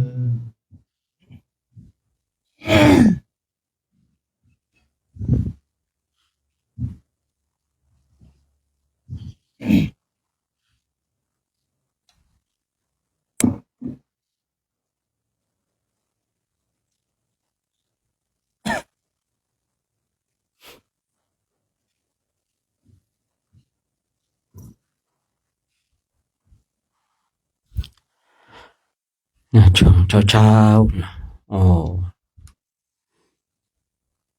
หมอกเมยกำลังลงเลยนะดูในกล้องนี่คงจะกล้องไลฟ์สดนี่เห็นนะเป็นละอองผ่านหน้ากล้องอยู่นะบรรยากาศเช่นนี้นะเหมาะนะมาสำหรับการเจริญจิตตภาวนานะเราก็มาเจริญจิตตภาวนากันนะรมวลียสถานเกิดขึ้นกับเราแล้วนะเราได้มาบำเพ็ญเพียรกันในช่วงเช้าอย่าให้ความง่วงเหงาหอนหอนเขาครอบงำเราได้นะเพราะจิตของเราว่างเว้นจากการพิจารณาหรือจากการกำหนดมันเลยทำให้เราขาดสติขาดสัมปชัญญะอาศัยในการกำหนดหรือว่าอาศัยการพิจารณาในสิ่งทั้งหลายที่เรามีสัญญาอาศัยสมมุติเพื่อเข้าไปหาปรมัตถธรรมอาศัยสิ่งที่มีอยู่หาสิ่งที่ไม่มีคือตัวตนของเราคืออาศัยตัวตนของเราเนี่ยที่เรา คิดนะที่เราคิดว่ามันมีเป็นของเราอาศัยสิ่งเหล่านี้เพื่อไปหาสิ่งที่ไม่มีนะคือละนะอัตตาตัวตนละทิฏฐิละมานะอสมิมานะก็น่ากลัวทีนี้ช่วงเช้าเนี่ยอาศัยการพิจารณาแล้วแต่ว่าเรามีสัญญาในสิ่งใดนะสัญญาในธาตุในขันธ์สัญญาในอสุภกรรมฐานสัญญาในมรณสติกรรมฐานว่าสัญญาอาหาริปฏิกูลสัญญาหรือว่าอนุสติสิ่งใดสิ่งหนึ่งนะมาพิจารณาอย่างลึกลงไปแต่ถ้าว่าเราเนี่ยบางทีหาสิ่งอื่นไม่เจอกันในพิจารณากายของเราเนี่ยจิตของเราแนบแน่นเป็นกายคตาสติกรรมฐานนะพิจารณากายของเราไปอย่างลงสู่ในกายของเราเห็นการเปลี่ยนแปลงของกายเห็นความทุกข์ของกายเห็นการบุบสลายของกายเห็นความไม่จีรังยั่งยืนของกายเห็นความไม่เที่ยงแท้แปรเปลี่ยนอยู่ไปตลอดเวลาของกายบางทีเราก็อาจจะใช้ในเรื่องของอสุภกรรมฐานเนี่ยว่าเราเนี่ยบางทีตอนนี้ยังมีชีวิตอยู่เมื่อเราตายไปแล้วสิ่งเหล่านี้อาศัยสัญญาเราก็มองดูตายไป1 วันเป็นเช่นไร2 วัน3 วันน้ำเลือดน้ำหนองมันไหลออกมาถ้าไม่เผาก็ค่อยพองค่อยอืดไปเขียวค้ำเขียวเข้มพิจารณาไปเมื่อจิตของเราพิจารณาบ่อยๆเนี่ยที่เคยคุยว่าถ้าเรายึดมั่นในกายนี้ว่าเป็นของเราเราต้องมาสลักคือมาพิจารณาว่ากายนี้ไม่ใช่ของเราเรากำลังถูกความคิดปิดบังความเป็นจริงเมื่อเราถูกความคิดปิดบังความเป็นจริงเนี่ยที่ว่าเราเข้าไปยึดมั่นถือมั่นว่ากายนี้เป็นของเราเนี่ยสิ่งทั้งหลายเขาเป็นของเราเนี่ยความคิดเนี่ยปิดบังความจริงความเป็นจริงแล้วกายนี้ไม่ใช่ของเราเลยแยกส่วนออกมามันก็ไม่มีตัวตนของเราแต่อาศัยว่าสิ่งทั้งหลายมาประชุมกันจึงเรียกว่ากายนี้จึงเรียกชื่อนั้นชื่อนี้ในลองสิ่งหนึ่งสิ่งใดมันหายไปทีละชิ้นทีละชิ้นที่เราเคยสวดอาการ32ในกายนี้มีเลือดมีเนื้อหนังมังสาตับไตเส้นเอ็นเล็กเส้นเอ็นใหญ่น้ำมูดน้ำเลือดน้ำหนองดีสเลดเซมหังทั้งหลายเนี่ยสิ่งเหล่านี้มาประชุมกันสิ่งใดที่เข้มแข็งก็เป็นธาตุดินไปสิ่งใดที่อ่อนก็เป็นธาตุน้ำเนี่ยพิจารณาไปในช่วงเช้านะพิจารณาไปเมื่อจิตของเราพิจารณานะมันจะทำลายความง่วงเหงาหานอนความง่วงเหงาหานอนไม่สามารถที่จะมาทำอะไรเราได้แต่ทางนี้ทางนั้นไอ้ความง่วงเหงาหานอนเนี่ยมันจิตของเรามันคุ้นเคยที่ผมเคยคุยว่าจิตของเราคุ้นเคยกับสิ่งใดมันก็จะไหลไปสู่ในสิ่งนั้นในช่วงเช้าถ้าจิตของเราคุ้นเคยการหลับไหลเนี่ยพอว่างนิดนึงจิตมันว่างจากการกำหนดและพิจารณามันก็จะเข้าไปสู่ความหลับไหลว่าจิตคุ้นเคยเมื่อจิตของเราคุ้นเคยกับสิ่งใดเนี่ยมันก็จะไหลไปในสู่สิ่งนั้นแต่ถ้าจิตของเราคุ้นเคยอาการพิจารณาในธาตุในขันธ์ของเราจิตของเราก็จะจับในสิ่งนั้นตามที่จิตของเราคุ้นเคยนั่นแล้วแต่ว่าเราคุ้นเคยสิ่งใด คุ้นเคยในธาตุในขันธ์ในกายเวทนาในจิตในธรรมเนี่ยในกายเวทนาจิตธรรมเนี่ยแต่ว่าในกายในกายเวทนาในเวทนาอีกบางอย่างนี่มันต้องปฏิบัติมันถึงจะเข้าใจอย่างเวทนาในเวทนาอย่างเนี้ยธรรมในธรรมอย่างเนี้ยจิตในจิตเนี่ยกายในกายอย่างเนี้ยต้องอาศัยการภาวนาจึงจะเข้าใจในจิตของเราเนี่ยมันอาศัยความคุ้นเคยกับการพิจารณาในธาตุในขันธ์ว่าสิ่งหนึ่งสิ่งใด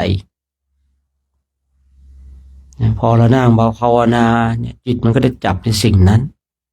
มันก็จะไหลไปกับสิ่งที่เราคุ้นเคยมันคุ้นเคยกับการหลับมันก็จะหลับมันคุ้นเคยกับการพิจารณา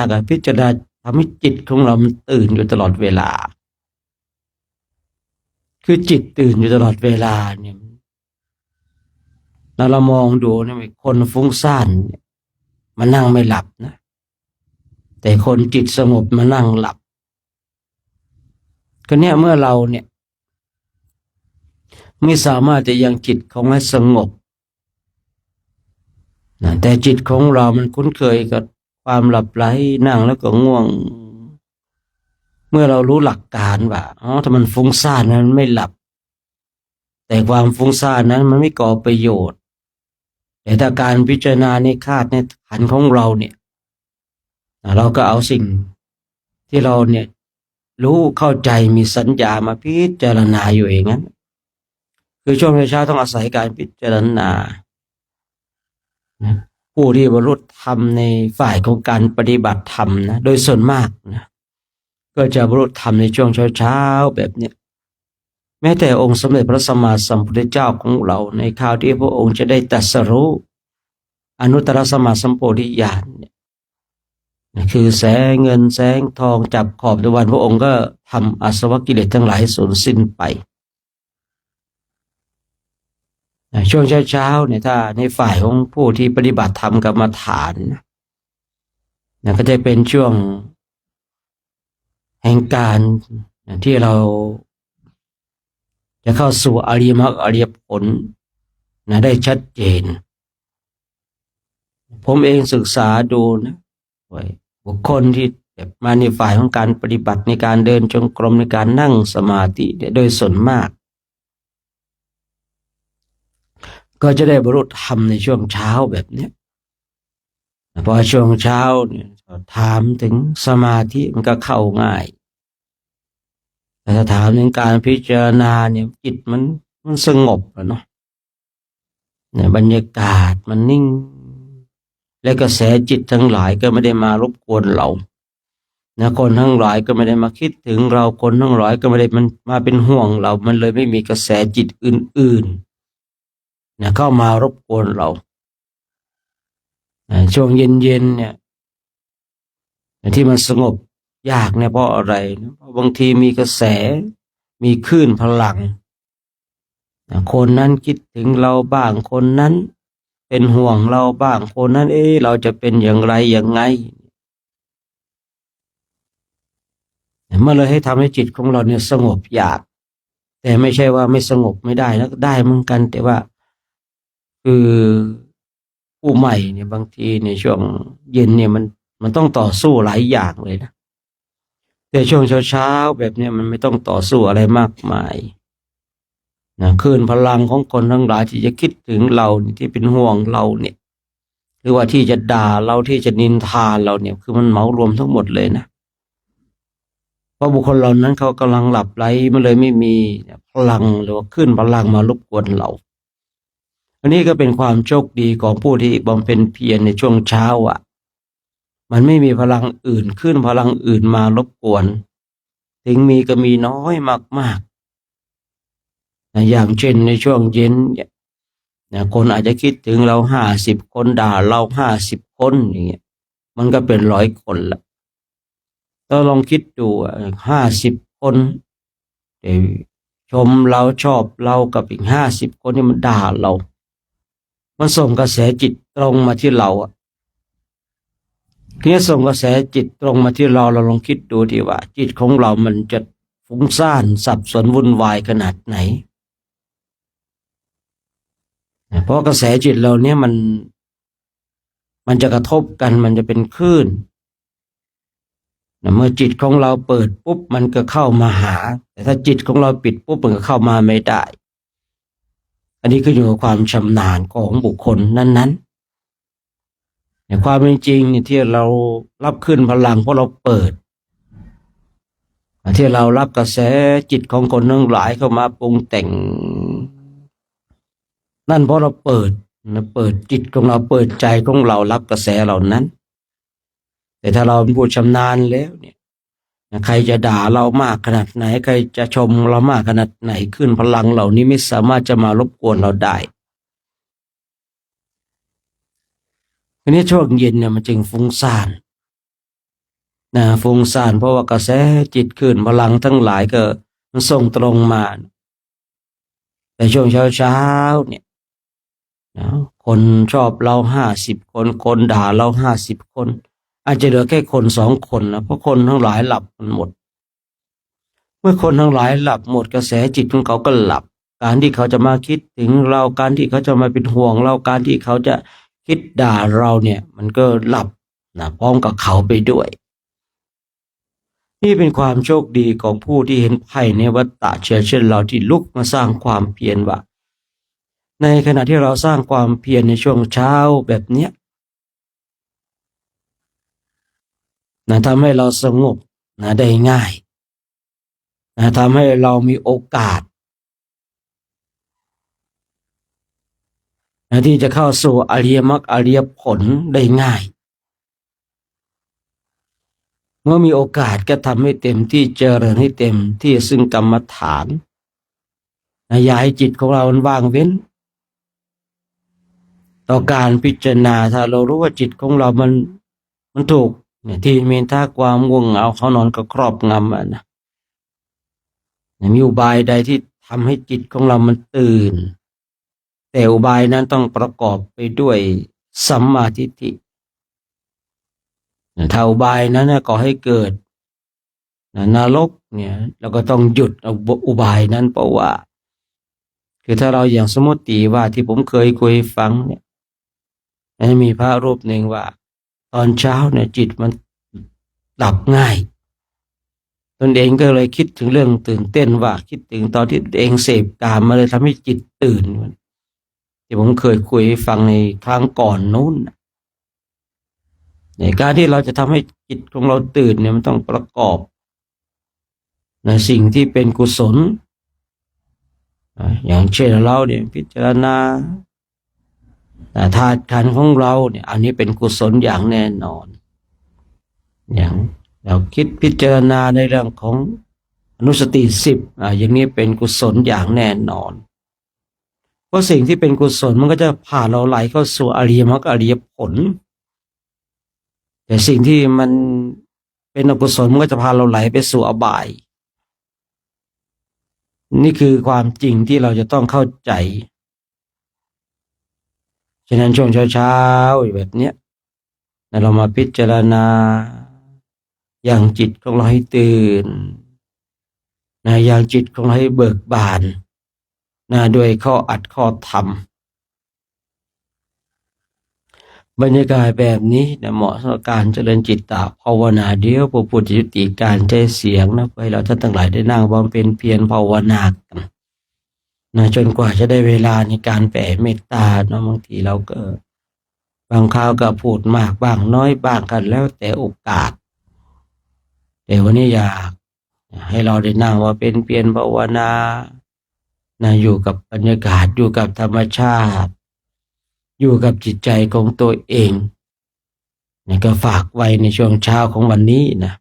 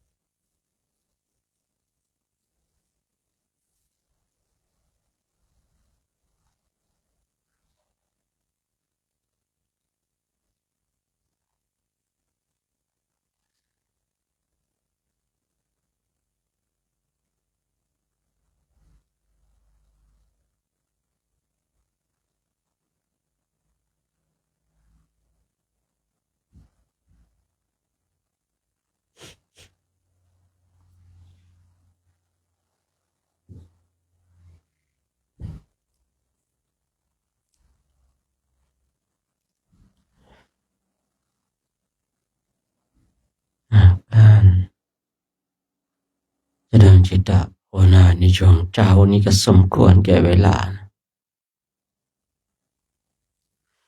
ในเราท่านทั้งหลายทำความสึกตัวพร้อม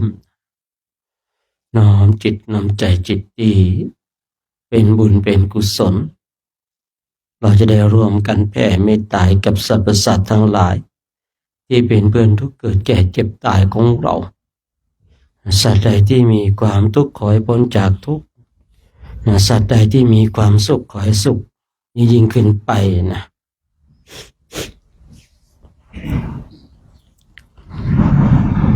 สัพเพสัตตาอาเวราโหนตุขอสรรพสัตว์ทั้งหลายทั้งปวงที่เป็นเพื่อนทุกข์เกิดแก่เจ็บตายด้วยกันทั้งหมดทั้งสิ้นจงเป็นสุขเถิดอย่าได้มีเวรต่อกันและกันเลยอาพยาปัชชาโหนตุจงเป็นสุขเถิดอย่าได้เบียดเบียนซึ่งกันและกันเลยอานิคาโหนตุจงเป็นสุขเถิดอย่าได้ความทุกข์กายทุกข์ใจเลยสุขีอัตตานังปริหารันตุจงมีแต่ความสุขกายสุขใจรักษาตนให้รอดพ้นเวรภัยอันตรายทั้งปวงจงทุกทั่วหน้าเถิดกาตังปุญญาภารังไมหังสาเปปังภวันตุเตขอสรรพสัตว์ทั้งหลายทั้งปวงเหล่านั้นจงเป็นผู้มีส่วนได้เสวยผลบุญที่ข้าพระเจ้าทั้งหลายได้บำเพ็ญแล้วนี้เถิด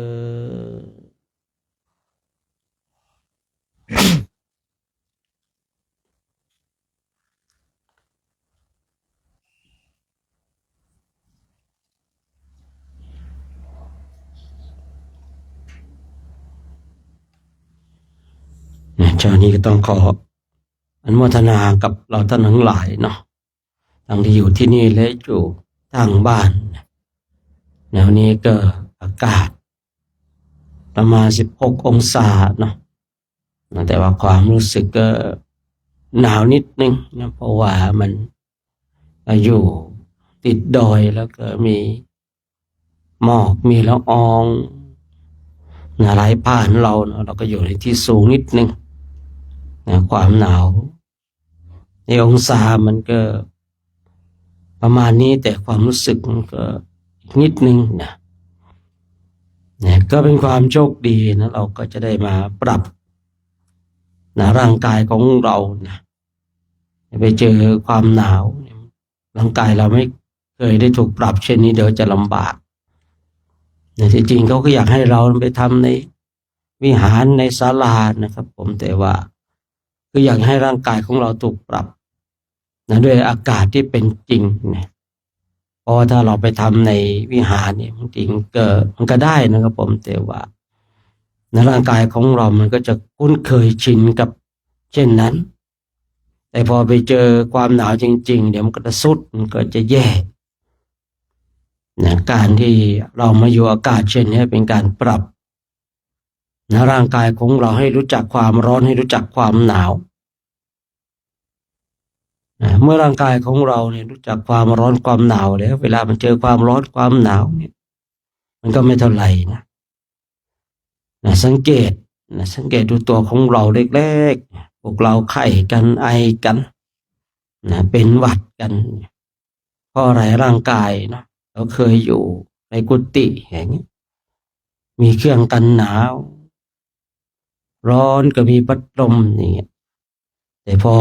ออกมาจาริกเนี่ยแรกๆเราก็จะไอกันเป็นไข้กันยาแก้ไอเนี่ยหมดไม่รู้เท่าไหร่นะ หมดยาแก้ไอยาแก้เจ็บคอในช่วงนี้ผมเชื่อว่าใครแทบไม่หายาแก้ไอเลยนะยาแก้ไอสำคัญนะตอนที่เราไม่สบายเช่นไออย่างเงี้ยแต่พอเราไม่ไอยาแก้ไอก็ไร้ค่านะของนะหลายๆสิ่งมันจะมีค่าตอนที่เราต้องการนะแต่ว่ามันจะไร้ค่าในคราวที่เราไม่ต้องการนะถึงแม้ว่าสิ่งนั้นจะเป็นสิ่งเดียวกันก็ตามนะแรกๆนี่ยาแก้ไอเนี่ยมีค่าเหลือเกินนะมีค่าเหลือเกินแต่พอเราไม่ไอยาแก้ไอมันก็ไร้ค่าครับนะไม่รู้จะดื่มไปทำไมกินไปทำไมนะเพราะว่าเราไม่ได้ไอเนี่ยนะไปอินเดียมียาแก้ไอชนิดหนึ่งนะกินแล้วมึนครับนี่กินแล้วจะมึนกินแล้วจะเมาแต่ยาเขาแรงนะเขาว่านะเห็นได้หลายรูปว่ากินแล้วมันมึนเมาผมก็ลองกินดูเหมือนกันก็ไม่เห็นมึนเห็นเมานะแสดงว่าธาตุของคนเรามันแตกต่างกันนายานี่มันถ้าอินเดียเนี่ยของเราเนี่ยไปซื้อไม่ได้นะต้องให้คนในประเทศของเขาไปซื้อนะมันเป็นยาแก้ไอชนิดหนึ่งที่มันผสมอะไรบ้างก็ไม่รู้นะเนี่ยสิ่งเนี่ยที่เรามองว่าสำคัญคือเราต้องการทั้งหลายแต่ถ้าเราไม่ต้องการไม่สำคัญเลยทุกอย่างนะลองสังเกตดูตัวของเราได้นะเมื่อเราเห็นความสำคัญเราเห็นความสำคัญสิ่งนั้นสิ่งนั้นเราต้องการมันก็สำคัญเนี่ยแต่ถ้าเราไม่ต้องการไม่สำคัญหรอกครับอย่างยาแก้ไอเนี่ยช่วงแรกๆนี่เนาะสำคัญมากเลยเนาะเดี๋ยวก็หมดนะแต่ตอนนี้ผมไม่มีใครไปเบิกแล้วผมว่านะเพราะว่าอะไรเราก็ไม่ได้ค่อยได้ยินเสียงก็ไม่ค่อยไอกันเท่าไหร่แล้วเมื่อก่อนนี่ไอนั่งทำว่าสวดมนต์กัน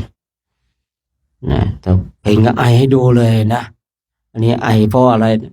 ลงทุนมานานแล้วเลิกไม่ได้เนาะลงทุนมาตั้ง60-70แล้วนะ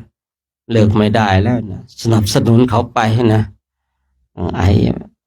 อันนี้ไม่ได้ไอเกิดจากดินฟ้าอากาศไอเกิดจากสิ่งที่ตนเองต้องการนะคือบางสิ่งบางอย่างเนี่ยมันต้องแลกครับผมมันต้องได้สิ่งนี้มันต้องสูญเสียเป็นสิ่งหนึ่งนะในชีวิตของเราจริงๆนะมันได้ทุกอย่างมันก็ดีเนาะที่ก็บอกว่าได้อย่างเสียอย่างตนเองยอมนี่ลงทุนมานานแล้วเนาะลงทุนมานานแล้วต้องยอมไอเนี่ยคือมันได้อย่างเสียอย่างมันไม่มีอะไรที่มันได้ทุกอย่างในชีวิตเนี่ยของคนเราเนี่ยมันต้องได้อย่างเสียอย่างกับอย่างยอมไออย่างเงี้ยเนาะเพื่อได้กับสิ่งนั้นอย่างเงี้ยนะยอมไอเนี่ยของเรานี่ก็ยอมนะที่จะไปเจ็บไข้ยอมร้อนยอมหนาวแต่เราก็ได้สิ่งหนึ่งมาได้ความอดทนเนี่ยคือผมว่าไอ้คำว่าได้อย่างเสียอย่างนี่มันชัดเจนจริงๆนะมันชัดเจนจริงๆฉะนั้นเราต้องมาทำความเข้าใจมาเรียนรู้ผมก็เลยเนี่ยอยากให้เรามานั่งภาวนากันแบบเนี้ยทั้งกลางแจ้งในช่วงฉันข้าวเนี่ยทั้งในช่วงธรรมะสวดมนต์เนี่ยร้อนบ้างหนาวบ้างร่างกายของเรามันจะได้มีภูมิคุ้มกันท่านทั้งหลายเมื่อร่างกายของเรามีภูมิคุ้มกันมันก็สบายนะอยู่ในประเทศไทยเนี่ยมันเจ็บป่วยนี่มันรักษาง่ายท่านนะแต่ถ้าไปเจ็บป่วยอินเดียนะท่านทั้งหลายนะเพื่อนกันภาวนามีความสุขคุยกันอย่างมีความสุขอย่างเงี้ยนะเดินก็มีความสุขตนเองเนี่ยไม่สบายเนี่ยคุยกับใครไม่ได้ไม่ไอเนี่ยไอมากพวกรังเกียจอีกนะเชื้อโรคเยอะหรือเปล่าไม่รู้ติดเราหรือเปล่าก็ไม่รู้นะในปีนั้นที่โควิดเข้านะแล้วมันหายไปมันจางไปแล้วนี่เราก็จาริกตั้งแต่วั วัดดอยเทพนิมิตรไปที่สระบุรีนะโยมเขาแม่ก็เข้ามากราบเลยนะครับนะมากราบพอถามมาจากไหนมาจากเชียงรายวิ่งเลยครับผมตอนนั้นไอ้โรคโควิดมันยังเข้ามาเนี่ยบางทีเราไปอยู่อินเดียเนี่ยบางทีก็เราคิดว่าเพื่อนรังเกียจบางทีก็จริงๆก็รังเกียจนั่นแหละนะเพราะอะไรมันไออะเนาะกลัวเชื้อโรคเนี่ยครับผมกลัวเชื้อโรคมาเพราะว่าไปถึงอินเดียเนี่ยมันต้องรักษาสุขภาพเป็นอย่างดีเลยนะไปเจ็บไปป่วยเนี่ยมันพูดง่ายๆไม่สนุกมีพระรูปหนึ่งพอไปอินเดียแล้วป่วยเลยนะครับพอจะกลับหายพอจะกลับแล้วหายเลยครับแรกไปป่วยแกก็ป่วยนู่นป่วยนี่เสาะแสะเพื่อนก็ไม่แบบคือเพื่อนก็รำคาญนะเนาะพูดง่ายๆนะคือป่วยจนเพื่อนรำคาญนะป่วยจนแบบนั้นพอจะกลับหายอย่างนี้ก็มีเหมือนกันเนาะบางสิ่งบางอย่างนี่ก็คือจะให้เราได้ทุกอย่างนี่คงเป็นไปไม่ได้เนาะเราก็ต้องได้อย่างเสียอย่างแต่สิ่งที่เราได้เนี่ยต้องมีการแลกเปลี่ยนอยู่เสมอเนี่ยทุกสิ่งนะครับผมเราอยากจะได้ทำเนี่ยเราก็ต้องแลกเปลี่ยนด้วยอะไรแลกเปลี่ยนด้วยเวลาแลกเปลี่ยนด้วยความสุขทางโลกเนี่ยไม่มีสิ่งใดแล้วครับส่วนที่ได้มาแล้วไม่มีการแลกเปลี่ยนนั่นแล้วแต่ว่าการแลกเปลี่ยนนั้นมันจะแลกเปลี่ยนในรูปแบบใด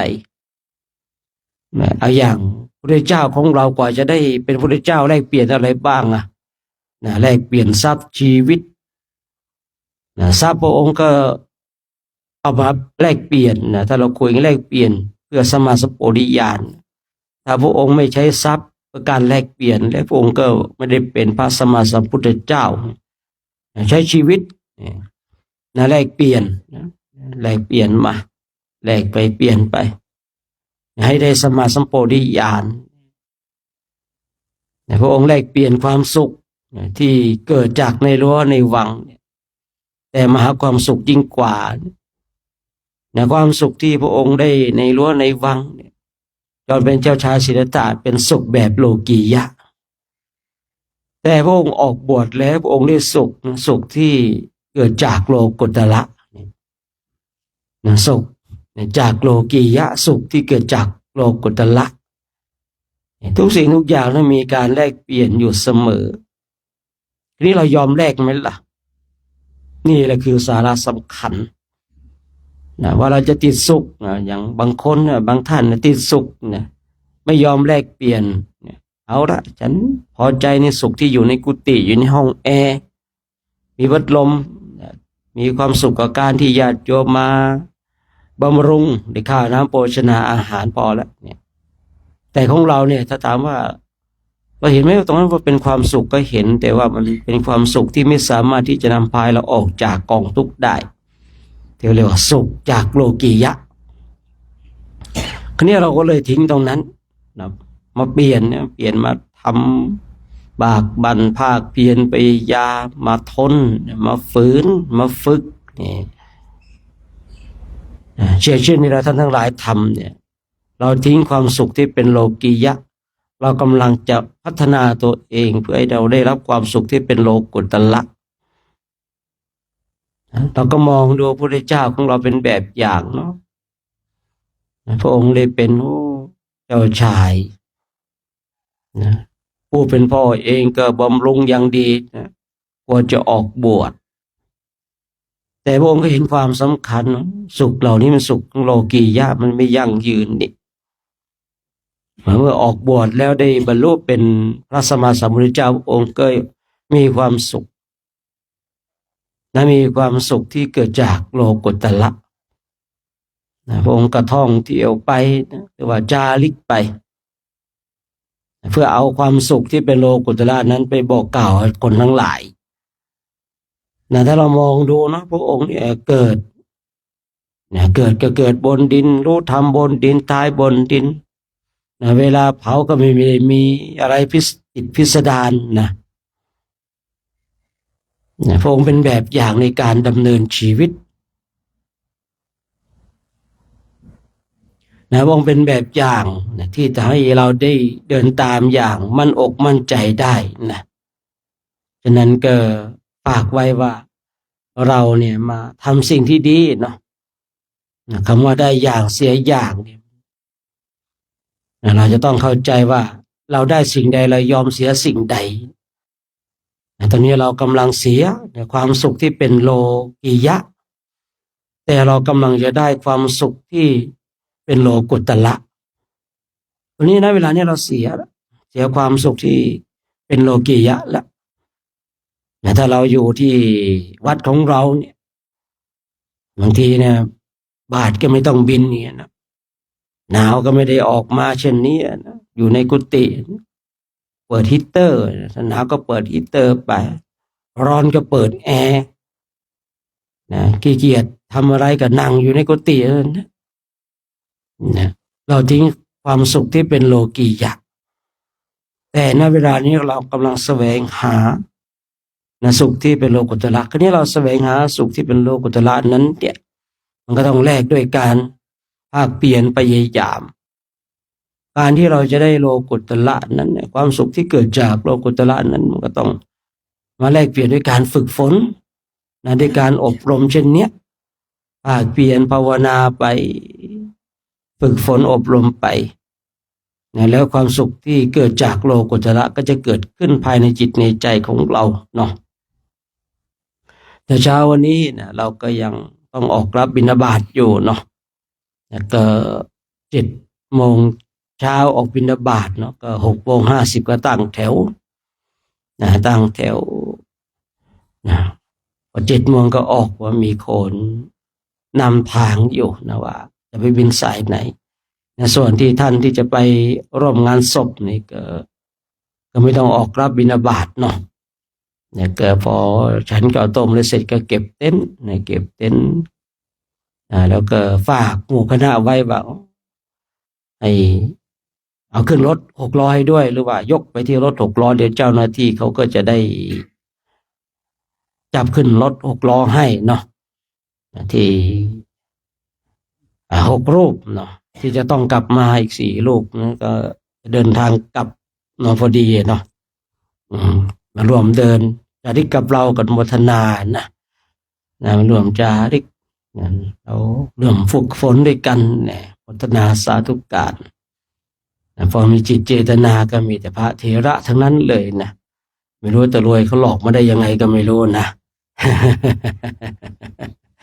ไม่ได้หลอกมาหรอกนะอยากจะมานะมาฝึกมาฝนมาอบรมมาเป็นเพื่อนร่วมอุดมการณ์เดียวกันมาใช้ชีวิตแบบนี้นะบางทีก็ลองมาดูบ้างว่าเป็นอย่างไรเนี่ยบางทีบางรูปได้ยินข่าวโครงการของวัดดอยเป็นอย่างนั้นเป็นอย่างนี้ก็อยากมาดูอยากลองมาฝึกมาปฏิบัติเพราะว่าบางทีเนี่ยคนทั้งหลายก็เอาไปพูดที่แตกต่างกันออกไปในครั้งหนึ่งผมไปเข้าปริวาสนะเข้าปริวาสเนี่ยพระก็คุยเรื่องแบบผมก็นั่งอยู่ตรงนั้นนะแต่รูปที่คุยเนี่ยเขาไม่รู้จักผมแต่อีกรูปหนึ่งรู้จักเขาก็นั่งนินทาต่อหน้าเลยนะต้องอีกองค์หนึ่งต้องมาสะกิดนะโอ้โครงการวัดดอยแล้วไม่เข่งเลยนะไม่ได้เรื่องเลยว่านะไม่เข่งเลยไม่ได้เรื่องเลยนะไม่ได้เรื่องได้ราวเลยไม่เข่งนะเดินก็ใส่รองเท้านะตอนเช้าก็ให้พระใส่หมวกก็ว่าไม่เข่งเลยก็ว่างั้นนะไม่เข่งเขาคุยนะคุยพอดีองค์นั้นรีบสะกิดซะก่อนเนาะผมก็อยากจะฟังต่อนะแต่องค์นั้นไปสะกิดซะก่อนว่าเขาจะว่าอย่างไรนะคือองค์ที่ว่าไม่เข่งเนี่ยคือเขาเป็นเพื่อนกับอีกท่านหนึ่งที่เขาร่วมในโครงการแล้วไม่ผ่านจากโครงการของเราคือไม่ผ่านคือนิมนต์ออกอะอยู่ไม่ได้นะคือของเรานี่จริงๆก็คือไม่ต้องการปริมาณจะแบบหลบอู้ไม่ไหวนิมนต์ออกครับนิมนต์ออกบางทีก็นิมนต์เก็บของครับเดี๋ยวไปส่งนิมนต์ไปส่งบางปีนะครับแต่บางทีรูปนั้นเนี่ย ไม่ผ่านนะครับไม่ผ่านโดยนิสัยนะครับโดยนิสัยแล้วไม่ผ่านคือเราคือไม่โออ่ะไม่ร่วมไม่ทำไม่นู่นนี่นั่นทั้งหลายแต่เวลาท่านออกไปบอกอาจารย์ของเขาว่าไม่เข่งอะไม่ได้เรื่องเลยครับนะนี่แกก็เขาก็ไปพูดต่อไปองค์นั้นเขาก็เลยได้ยินมั่งนะได้ยินแล้วเขาก็คุย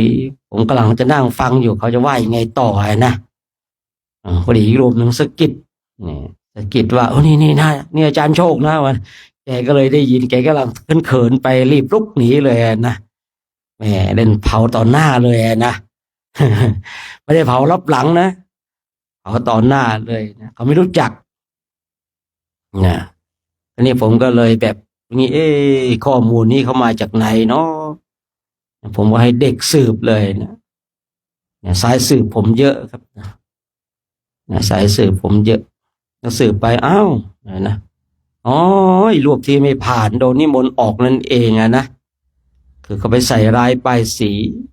เขาก็ถูกอาจารย์เขาถามกลับมาทำไมอ๋อโครงการอย่างนั้นอย่างนี้ก็ไม่เคร่งครับเดินแล้วถอดรองเท้าใส่รองเท้าก็ไม่เคร่งเลยนะไม่ใช่จริตของผมเวลาทำวัดสวดมนต์ก็ให้พระใส่หมวกว่างั้นนะพระก็ใส่เสื้อกันไม่เข่งว่างั้นนะย้อนไม่เหมาะกับผมว่างั้นนะ แต่ที่ไหนได้นะเขาไม่ผ่านเขานิสัยโอ้แย่มากๆเลยนะฮีริและโอตปะไม่มีเลยนะ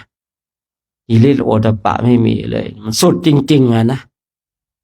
เป็นเนื้อร้ายที่จะต้องรีบตัดทิ้งถ้าไม่ตัดทิ้งเนี่ยมันกับคนเป็นโรคมะเร็งนะครับถ้าไม่รีบตัดมะเร็งนั้นทิ้งเนี่ยเดี๋ยวมันจะลามนะเชื้อมันจะลามเลยจำเป็นต้องตัดทิ้งถึงแม้ว่ามันจะเป็นส่วนหนึ่งของเราก็ตามนะมะเร็งเนี่ยมันผุดขึ้นมาในช่องส่วนใดส่วนหนึ่งเนี่ยถ้าเราไม่รีบตัดทิ้งมันก็จะลามนะถ้าเราตัดทิ้งไปถึงแม้ว่าเราจะเจ็บถึงแม้ว่าเราจะต้องเสียเงินเสียทองแต่เราก็ยอมเจ็บเพราะอะไรเพราะต้องรักษาส่วนใหญ่ไว้ในท่านนี้เหมือนกันรูปนี้เหมือนกันใส่หิริโอตปะไม่มีนะครับจำเป็นนะถึงแม้ว่าต้องยอมเจ็บรู้ว่าคนที่ถูกนิมนต์ออกแล้วเขาจะต้องไปพูดอย่างไรนะครับแต่เราก็ต้องยอมนะก็ต้องยอมเจ็บยอมเฉือนเนื้อตัวเองออกพูดง่ายๆนะก็มีนะครับมีนะก็เจอเหมือนกันหลากหลายนะบางท่านนะความกตัญญูกตเวทีเนี่ยโอ้ยไม่มีเลยนะมีอยู่ปีหนึ่งเนาะเปลี่ยนหน้าทั้งหมดเลยครับมาตั้งแต่หลวงพ่ออาจารย์ศักดิ์ผมเนี่ยครับหน้าแบบนี้เปลี่ยนเป็นหน้าหมาหมดนะครับผมนะจากพระนี่เรียกไอ้หมดเลยนะอยู่กินแล้วแกแบบยังไงคือแกต้องการมันต้องอย่างนั้นนะต้องอย่างนี้นะแต่ว่าของเราไม่ได้เอามาเพื่อสนองกิเลสตัณหาคนเรามาฝึกนะพอกลับมานะครับแล้วกลับมาแล้วเปลี่ยนหน้าหมดครับหน้าจะหล่อๆอย่างผมเป็นหน้าหมาเลยครับผมหน้าลาหล่อๆเท่ๆอย่างผมเนี่ยเปลี่ยนเป็นหน้าหมาเลยนะทีเนี้ยวันหนึ่งเนี่ยมาเข้ามาในเขตเชียงรายเข้ามาในเขตเชียงรายเนี่ยเด็กที่ผมรู้จักมารู้ข่าวนะว่าไอ้รูปเนี้ยเข้ามาอาจารย์เล่นเลยไหมจะเล่นเลยครับนะคือพวกผมไม่อยากจะใช้คำว่าลูกศิษย์นะแต่ก็เป็นลูกศิษย์นั่นแหละคือผมไม่ชอบเรียกใครว่าเป็นลูกศิษย์นะครับอาจารย์ไอ้องค์เนี้ยไอ้เนี่ยมันเข้ามาแล้วมันห้าวนะห้าวไอ้นี่มันห้าวเล่นมาเลยไหมเฮ้ยไม่ต้องปากก็ไม่ต้องแต่ใจมันเอาเลยนะ ปากก็ไม่ต้องนะเฮ้ยไม่ต้องล็อกนะเดี๋ยวไม่ต้องล็อกเดี๋ยวกรรมก็เลยจัดการเขาเองเดี๋ยวแต่ใจเอาเลยใช่ปะเอาเลยเอาเผื่อด้วยนะอันนี้หยอกบอกว่าไม่ต้องล็อกนะเดี๋ยวกรรมก็จัดการเขาเองคนสุดท้ายครับรูปนี้นะไปอยู่ตรงไหนก็ถูกเขาไล่ตลอดครับคือไปอยู่ตรงไหนก็ยุแยงตะแคงรั่วนะยุแยงตะแคงรั่วได้ข่าวว่าอยู่ตรงไหนก็ถูกเขาไล่ตลอดคือคนอักตันยูนะครับมันอยู่ที่ไหนไม่เจริญแหมผมยังคุยกันเนาะแหมตั๋วก็ตั๋วฟรีข้าวก็ข้าวฟรีพูดง่ายๆว่า ฟรีทุกอย่างนะแต่เราถูกมองว่าไม่ดีสักอย่างนะครับคือคุยอย่างนี้คือผมอยากจะมองว่าความกตัญญูกตเวทีเป็นสิ่งที่สำคัญนะครับคุยกันแหม่ตั๋วเครื่องบินก็ฟรีข้าวก็ฟรีน้ำปะนะก็ฟรีฟรีทุกอย่างแต่เราไม่เคยดีสักอย่างในสายตาเขานะครับผลสุดท้ายกรรมก็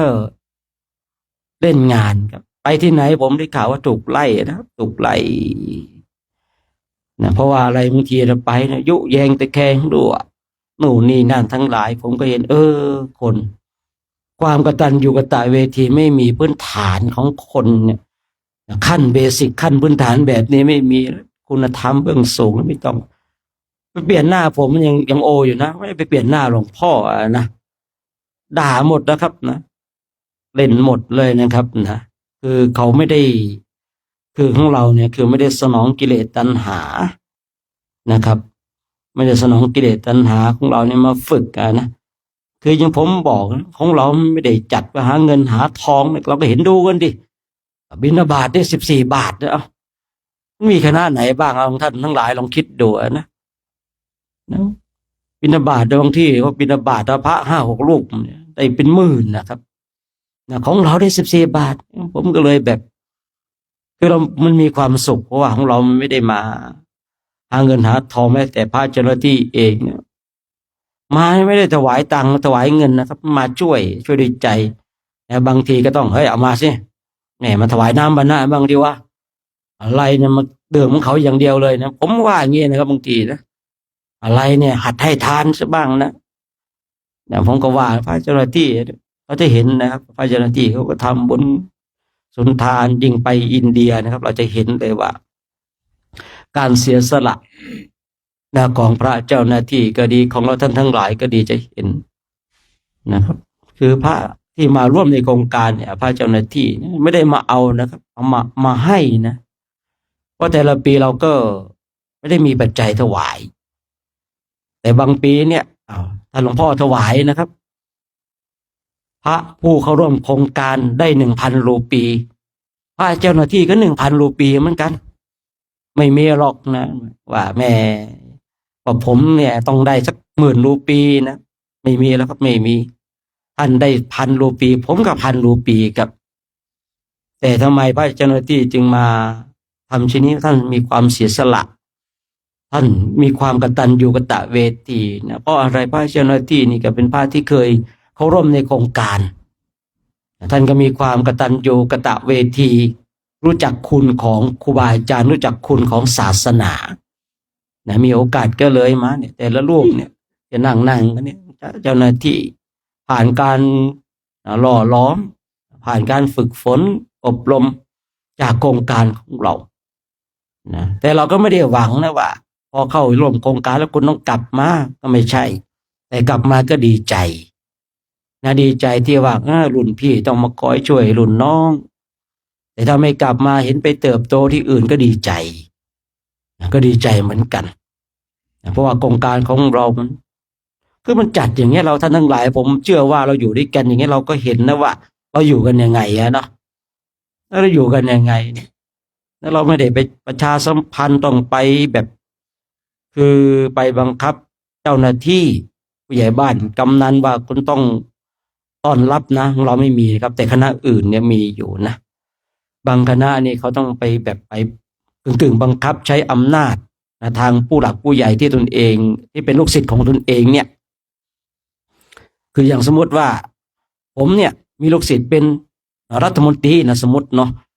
แล้วก็ให้สั่งรัฐมนตรีเขารู้ไปงี้ต้องสั่งการลงไปนะเจ้าคณะผู้ว่าราชการจังหวัดนะสั่งการลงไปแบบเนี้ยมีนะครับนะที่เราเห็นบางคณะที่เขามีคนเยอะๆนะสั่งการลงไปเป็นทอดไปนะแต่ของเรามันก็แบบเนี้ยเนี่ยไปบิณฑบาตได้ก็ดีถ้าไม่ได้ก็แม่ชีมาโยมก็มีเนาะไปกันไปพากับข้าวผัดกันไปบางทีนะ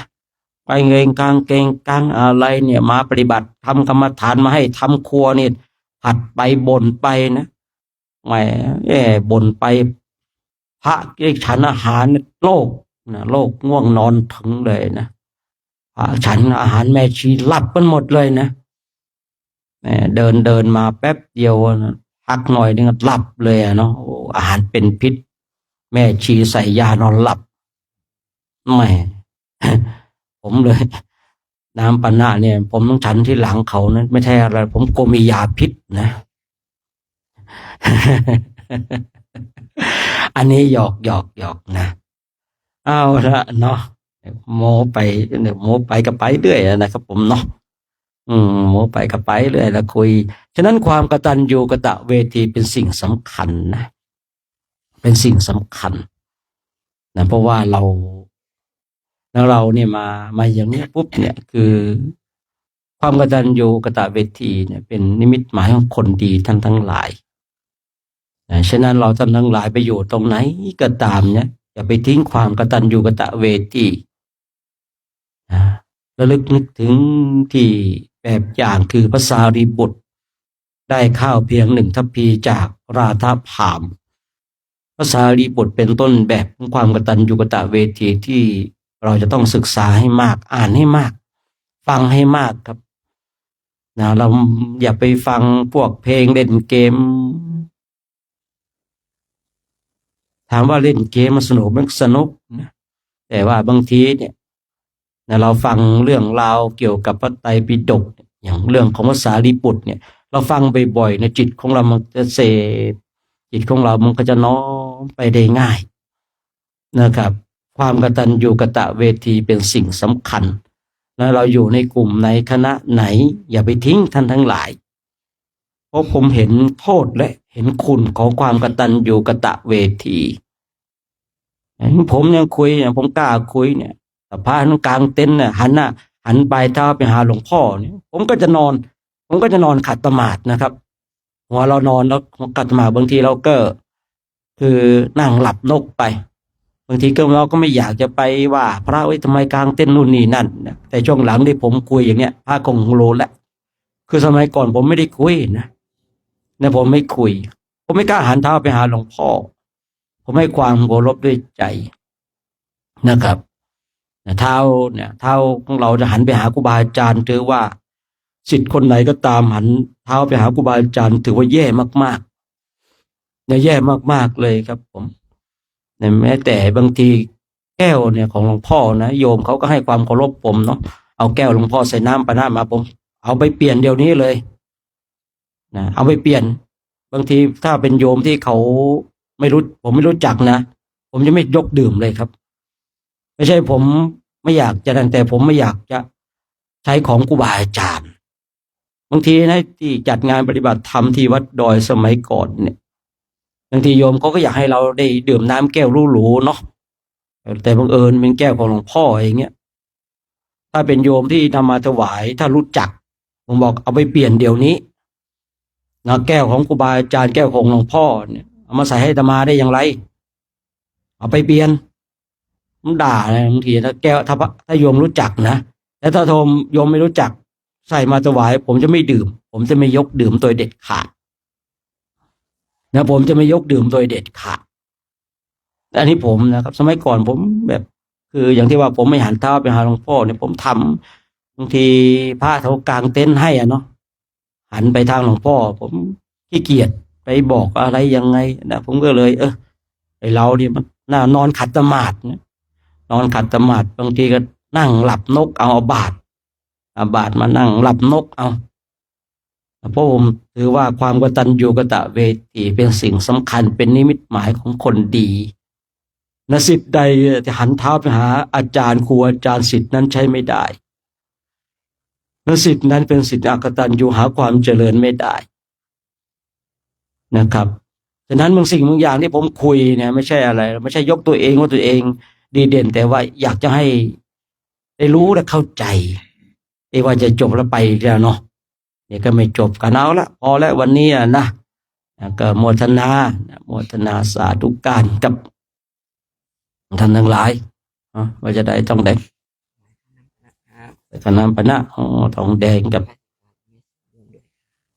สาธุนะทองแดงก็ถวายค่าน้ำปันนะนะถวายกับทุกวันเนาะมากบ้างน้อยบ้างก็อนุโมทนาสาธุการเนาะเราก็จะได้เอาไปนะไปอ่ะ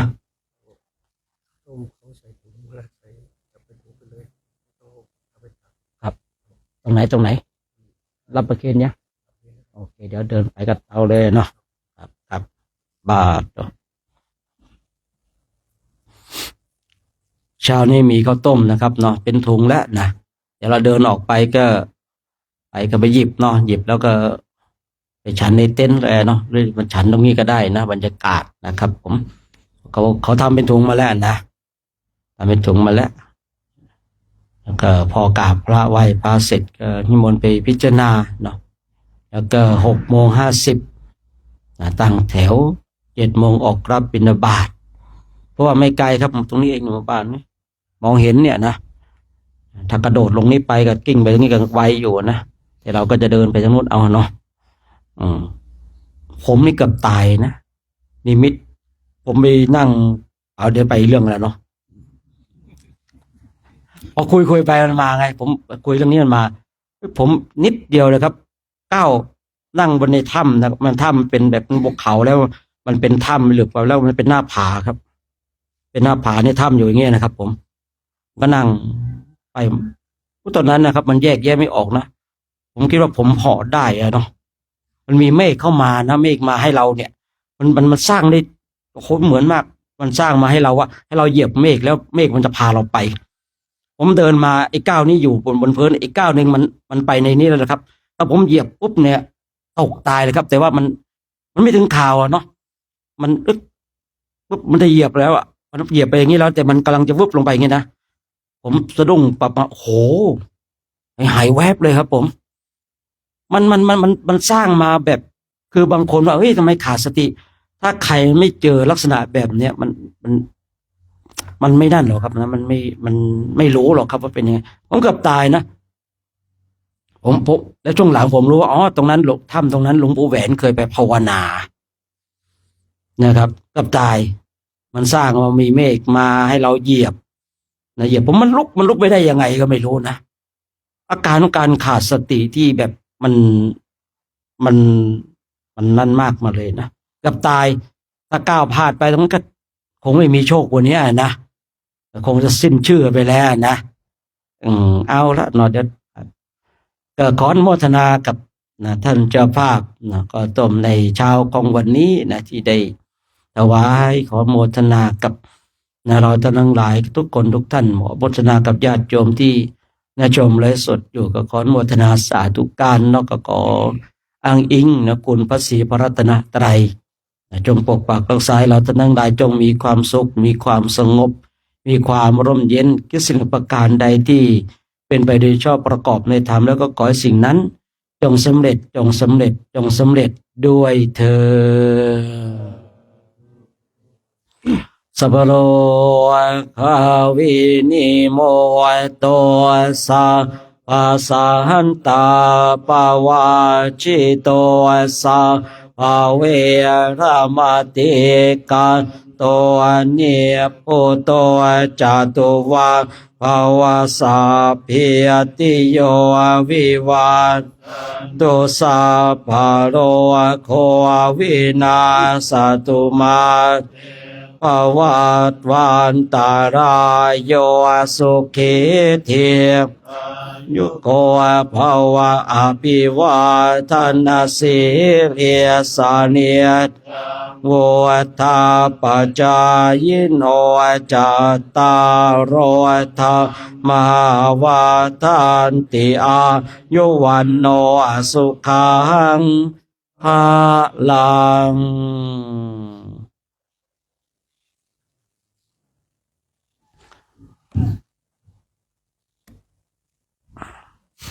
เดี๋ยวก็พระเสร็จก็ยกหม้อน้ำปานะไปตั้งตรงโน้นแล้วก็อีกสักคนละแก้วหนึ่งก็ได้อยู่นะพร้อมกับไอ้ข้าวต้มนะเดี๋ยวเรากราบพระกันนะ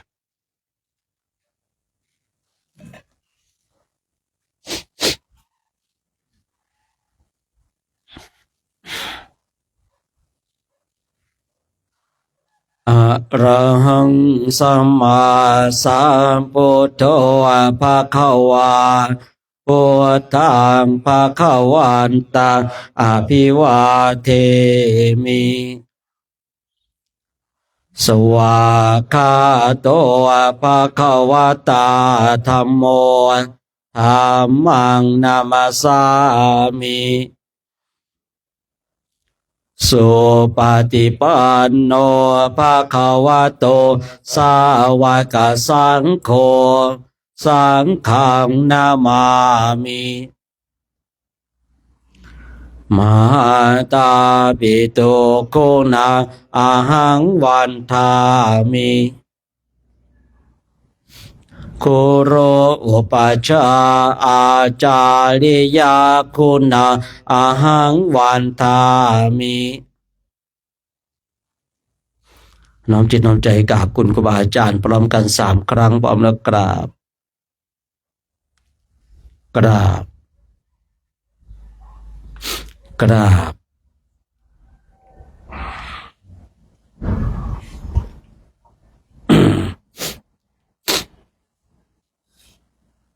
พระภิกษุสงฆ์พร้อมใจกันกราบพระอาจารย์โชคชัยอีก3 ครั้งพร้อมกันแล้วกราบ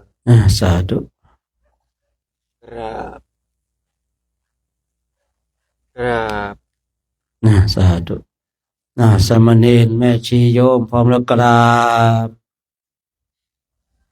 กราบกราบสาธุลูกดีเด้อนิมนต์ไปเดินหยิบข้าวต้มเลยเด้อนะยกหม้อน้ำปะนาไปด้วยเด้อนะยกหม้อน้ำปะนา2 หม้อนี้ไปด้วยนะใครก็ได้นะไม่จำเป็นต้อง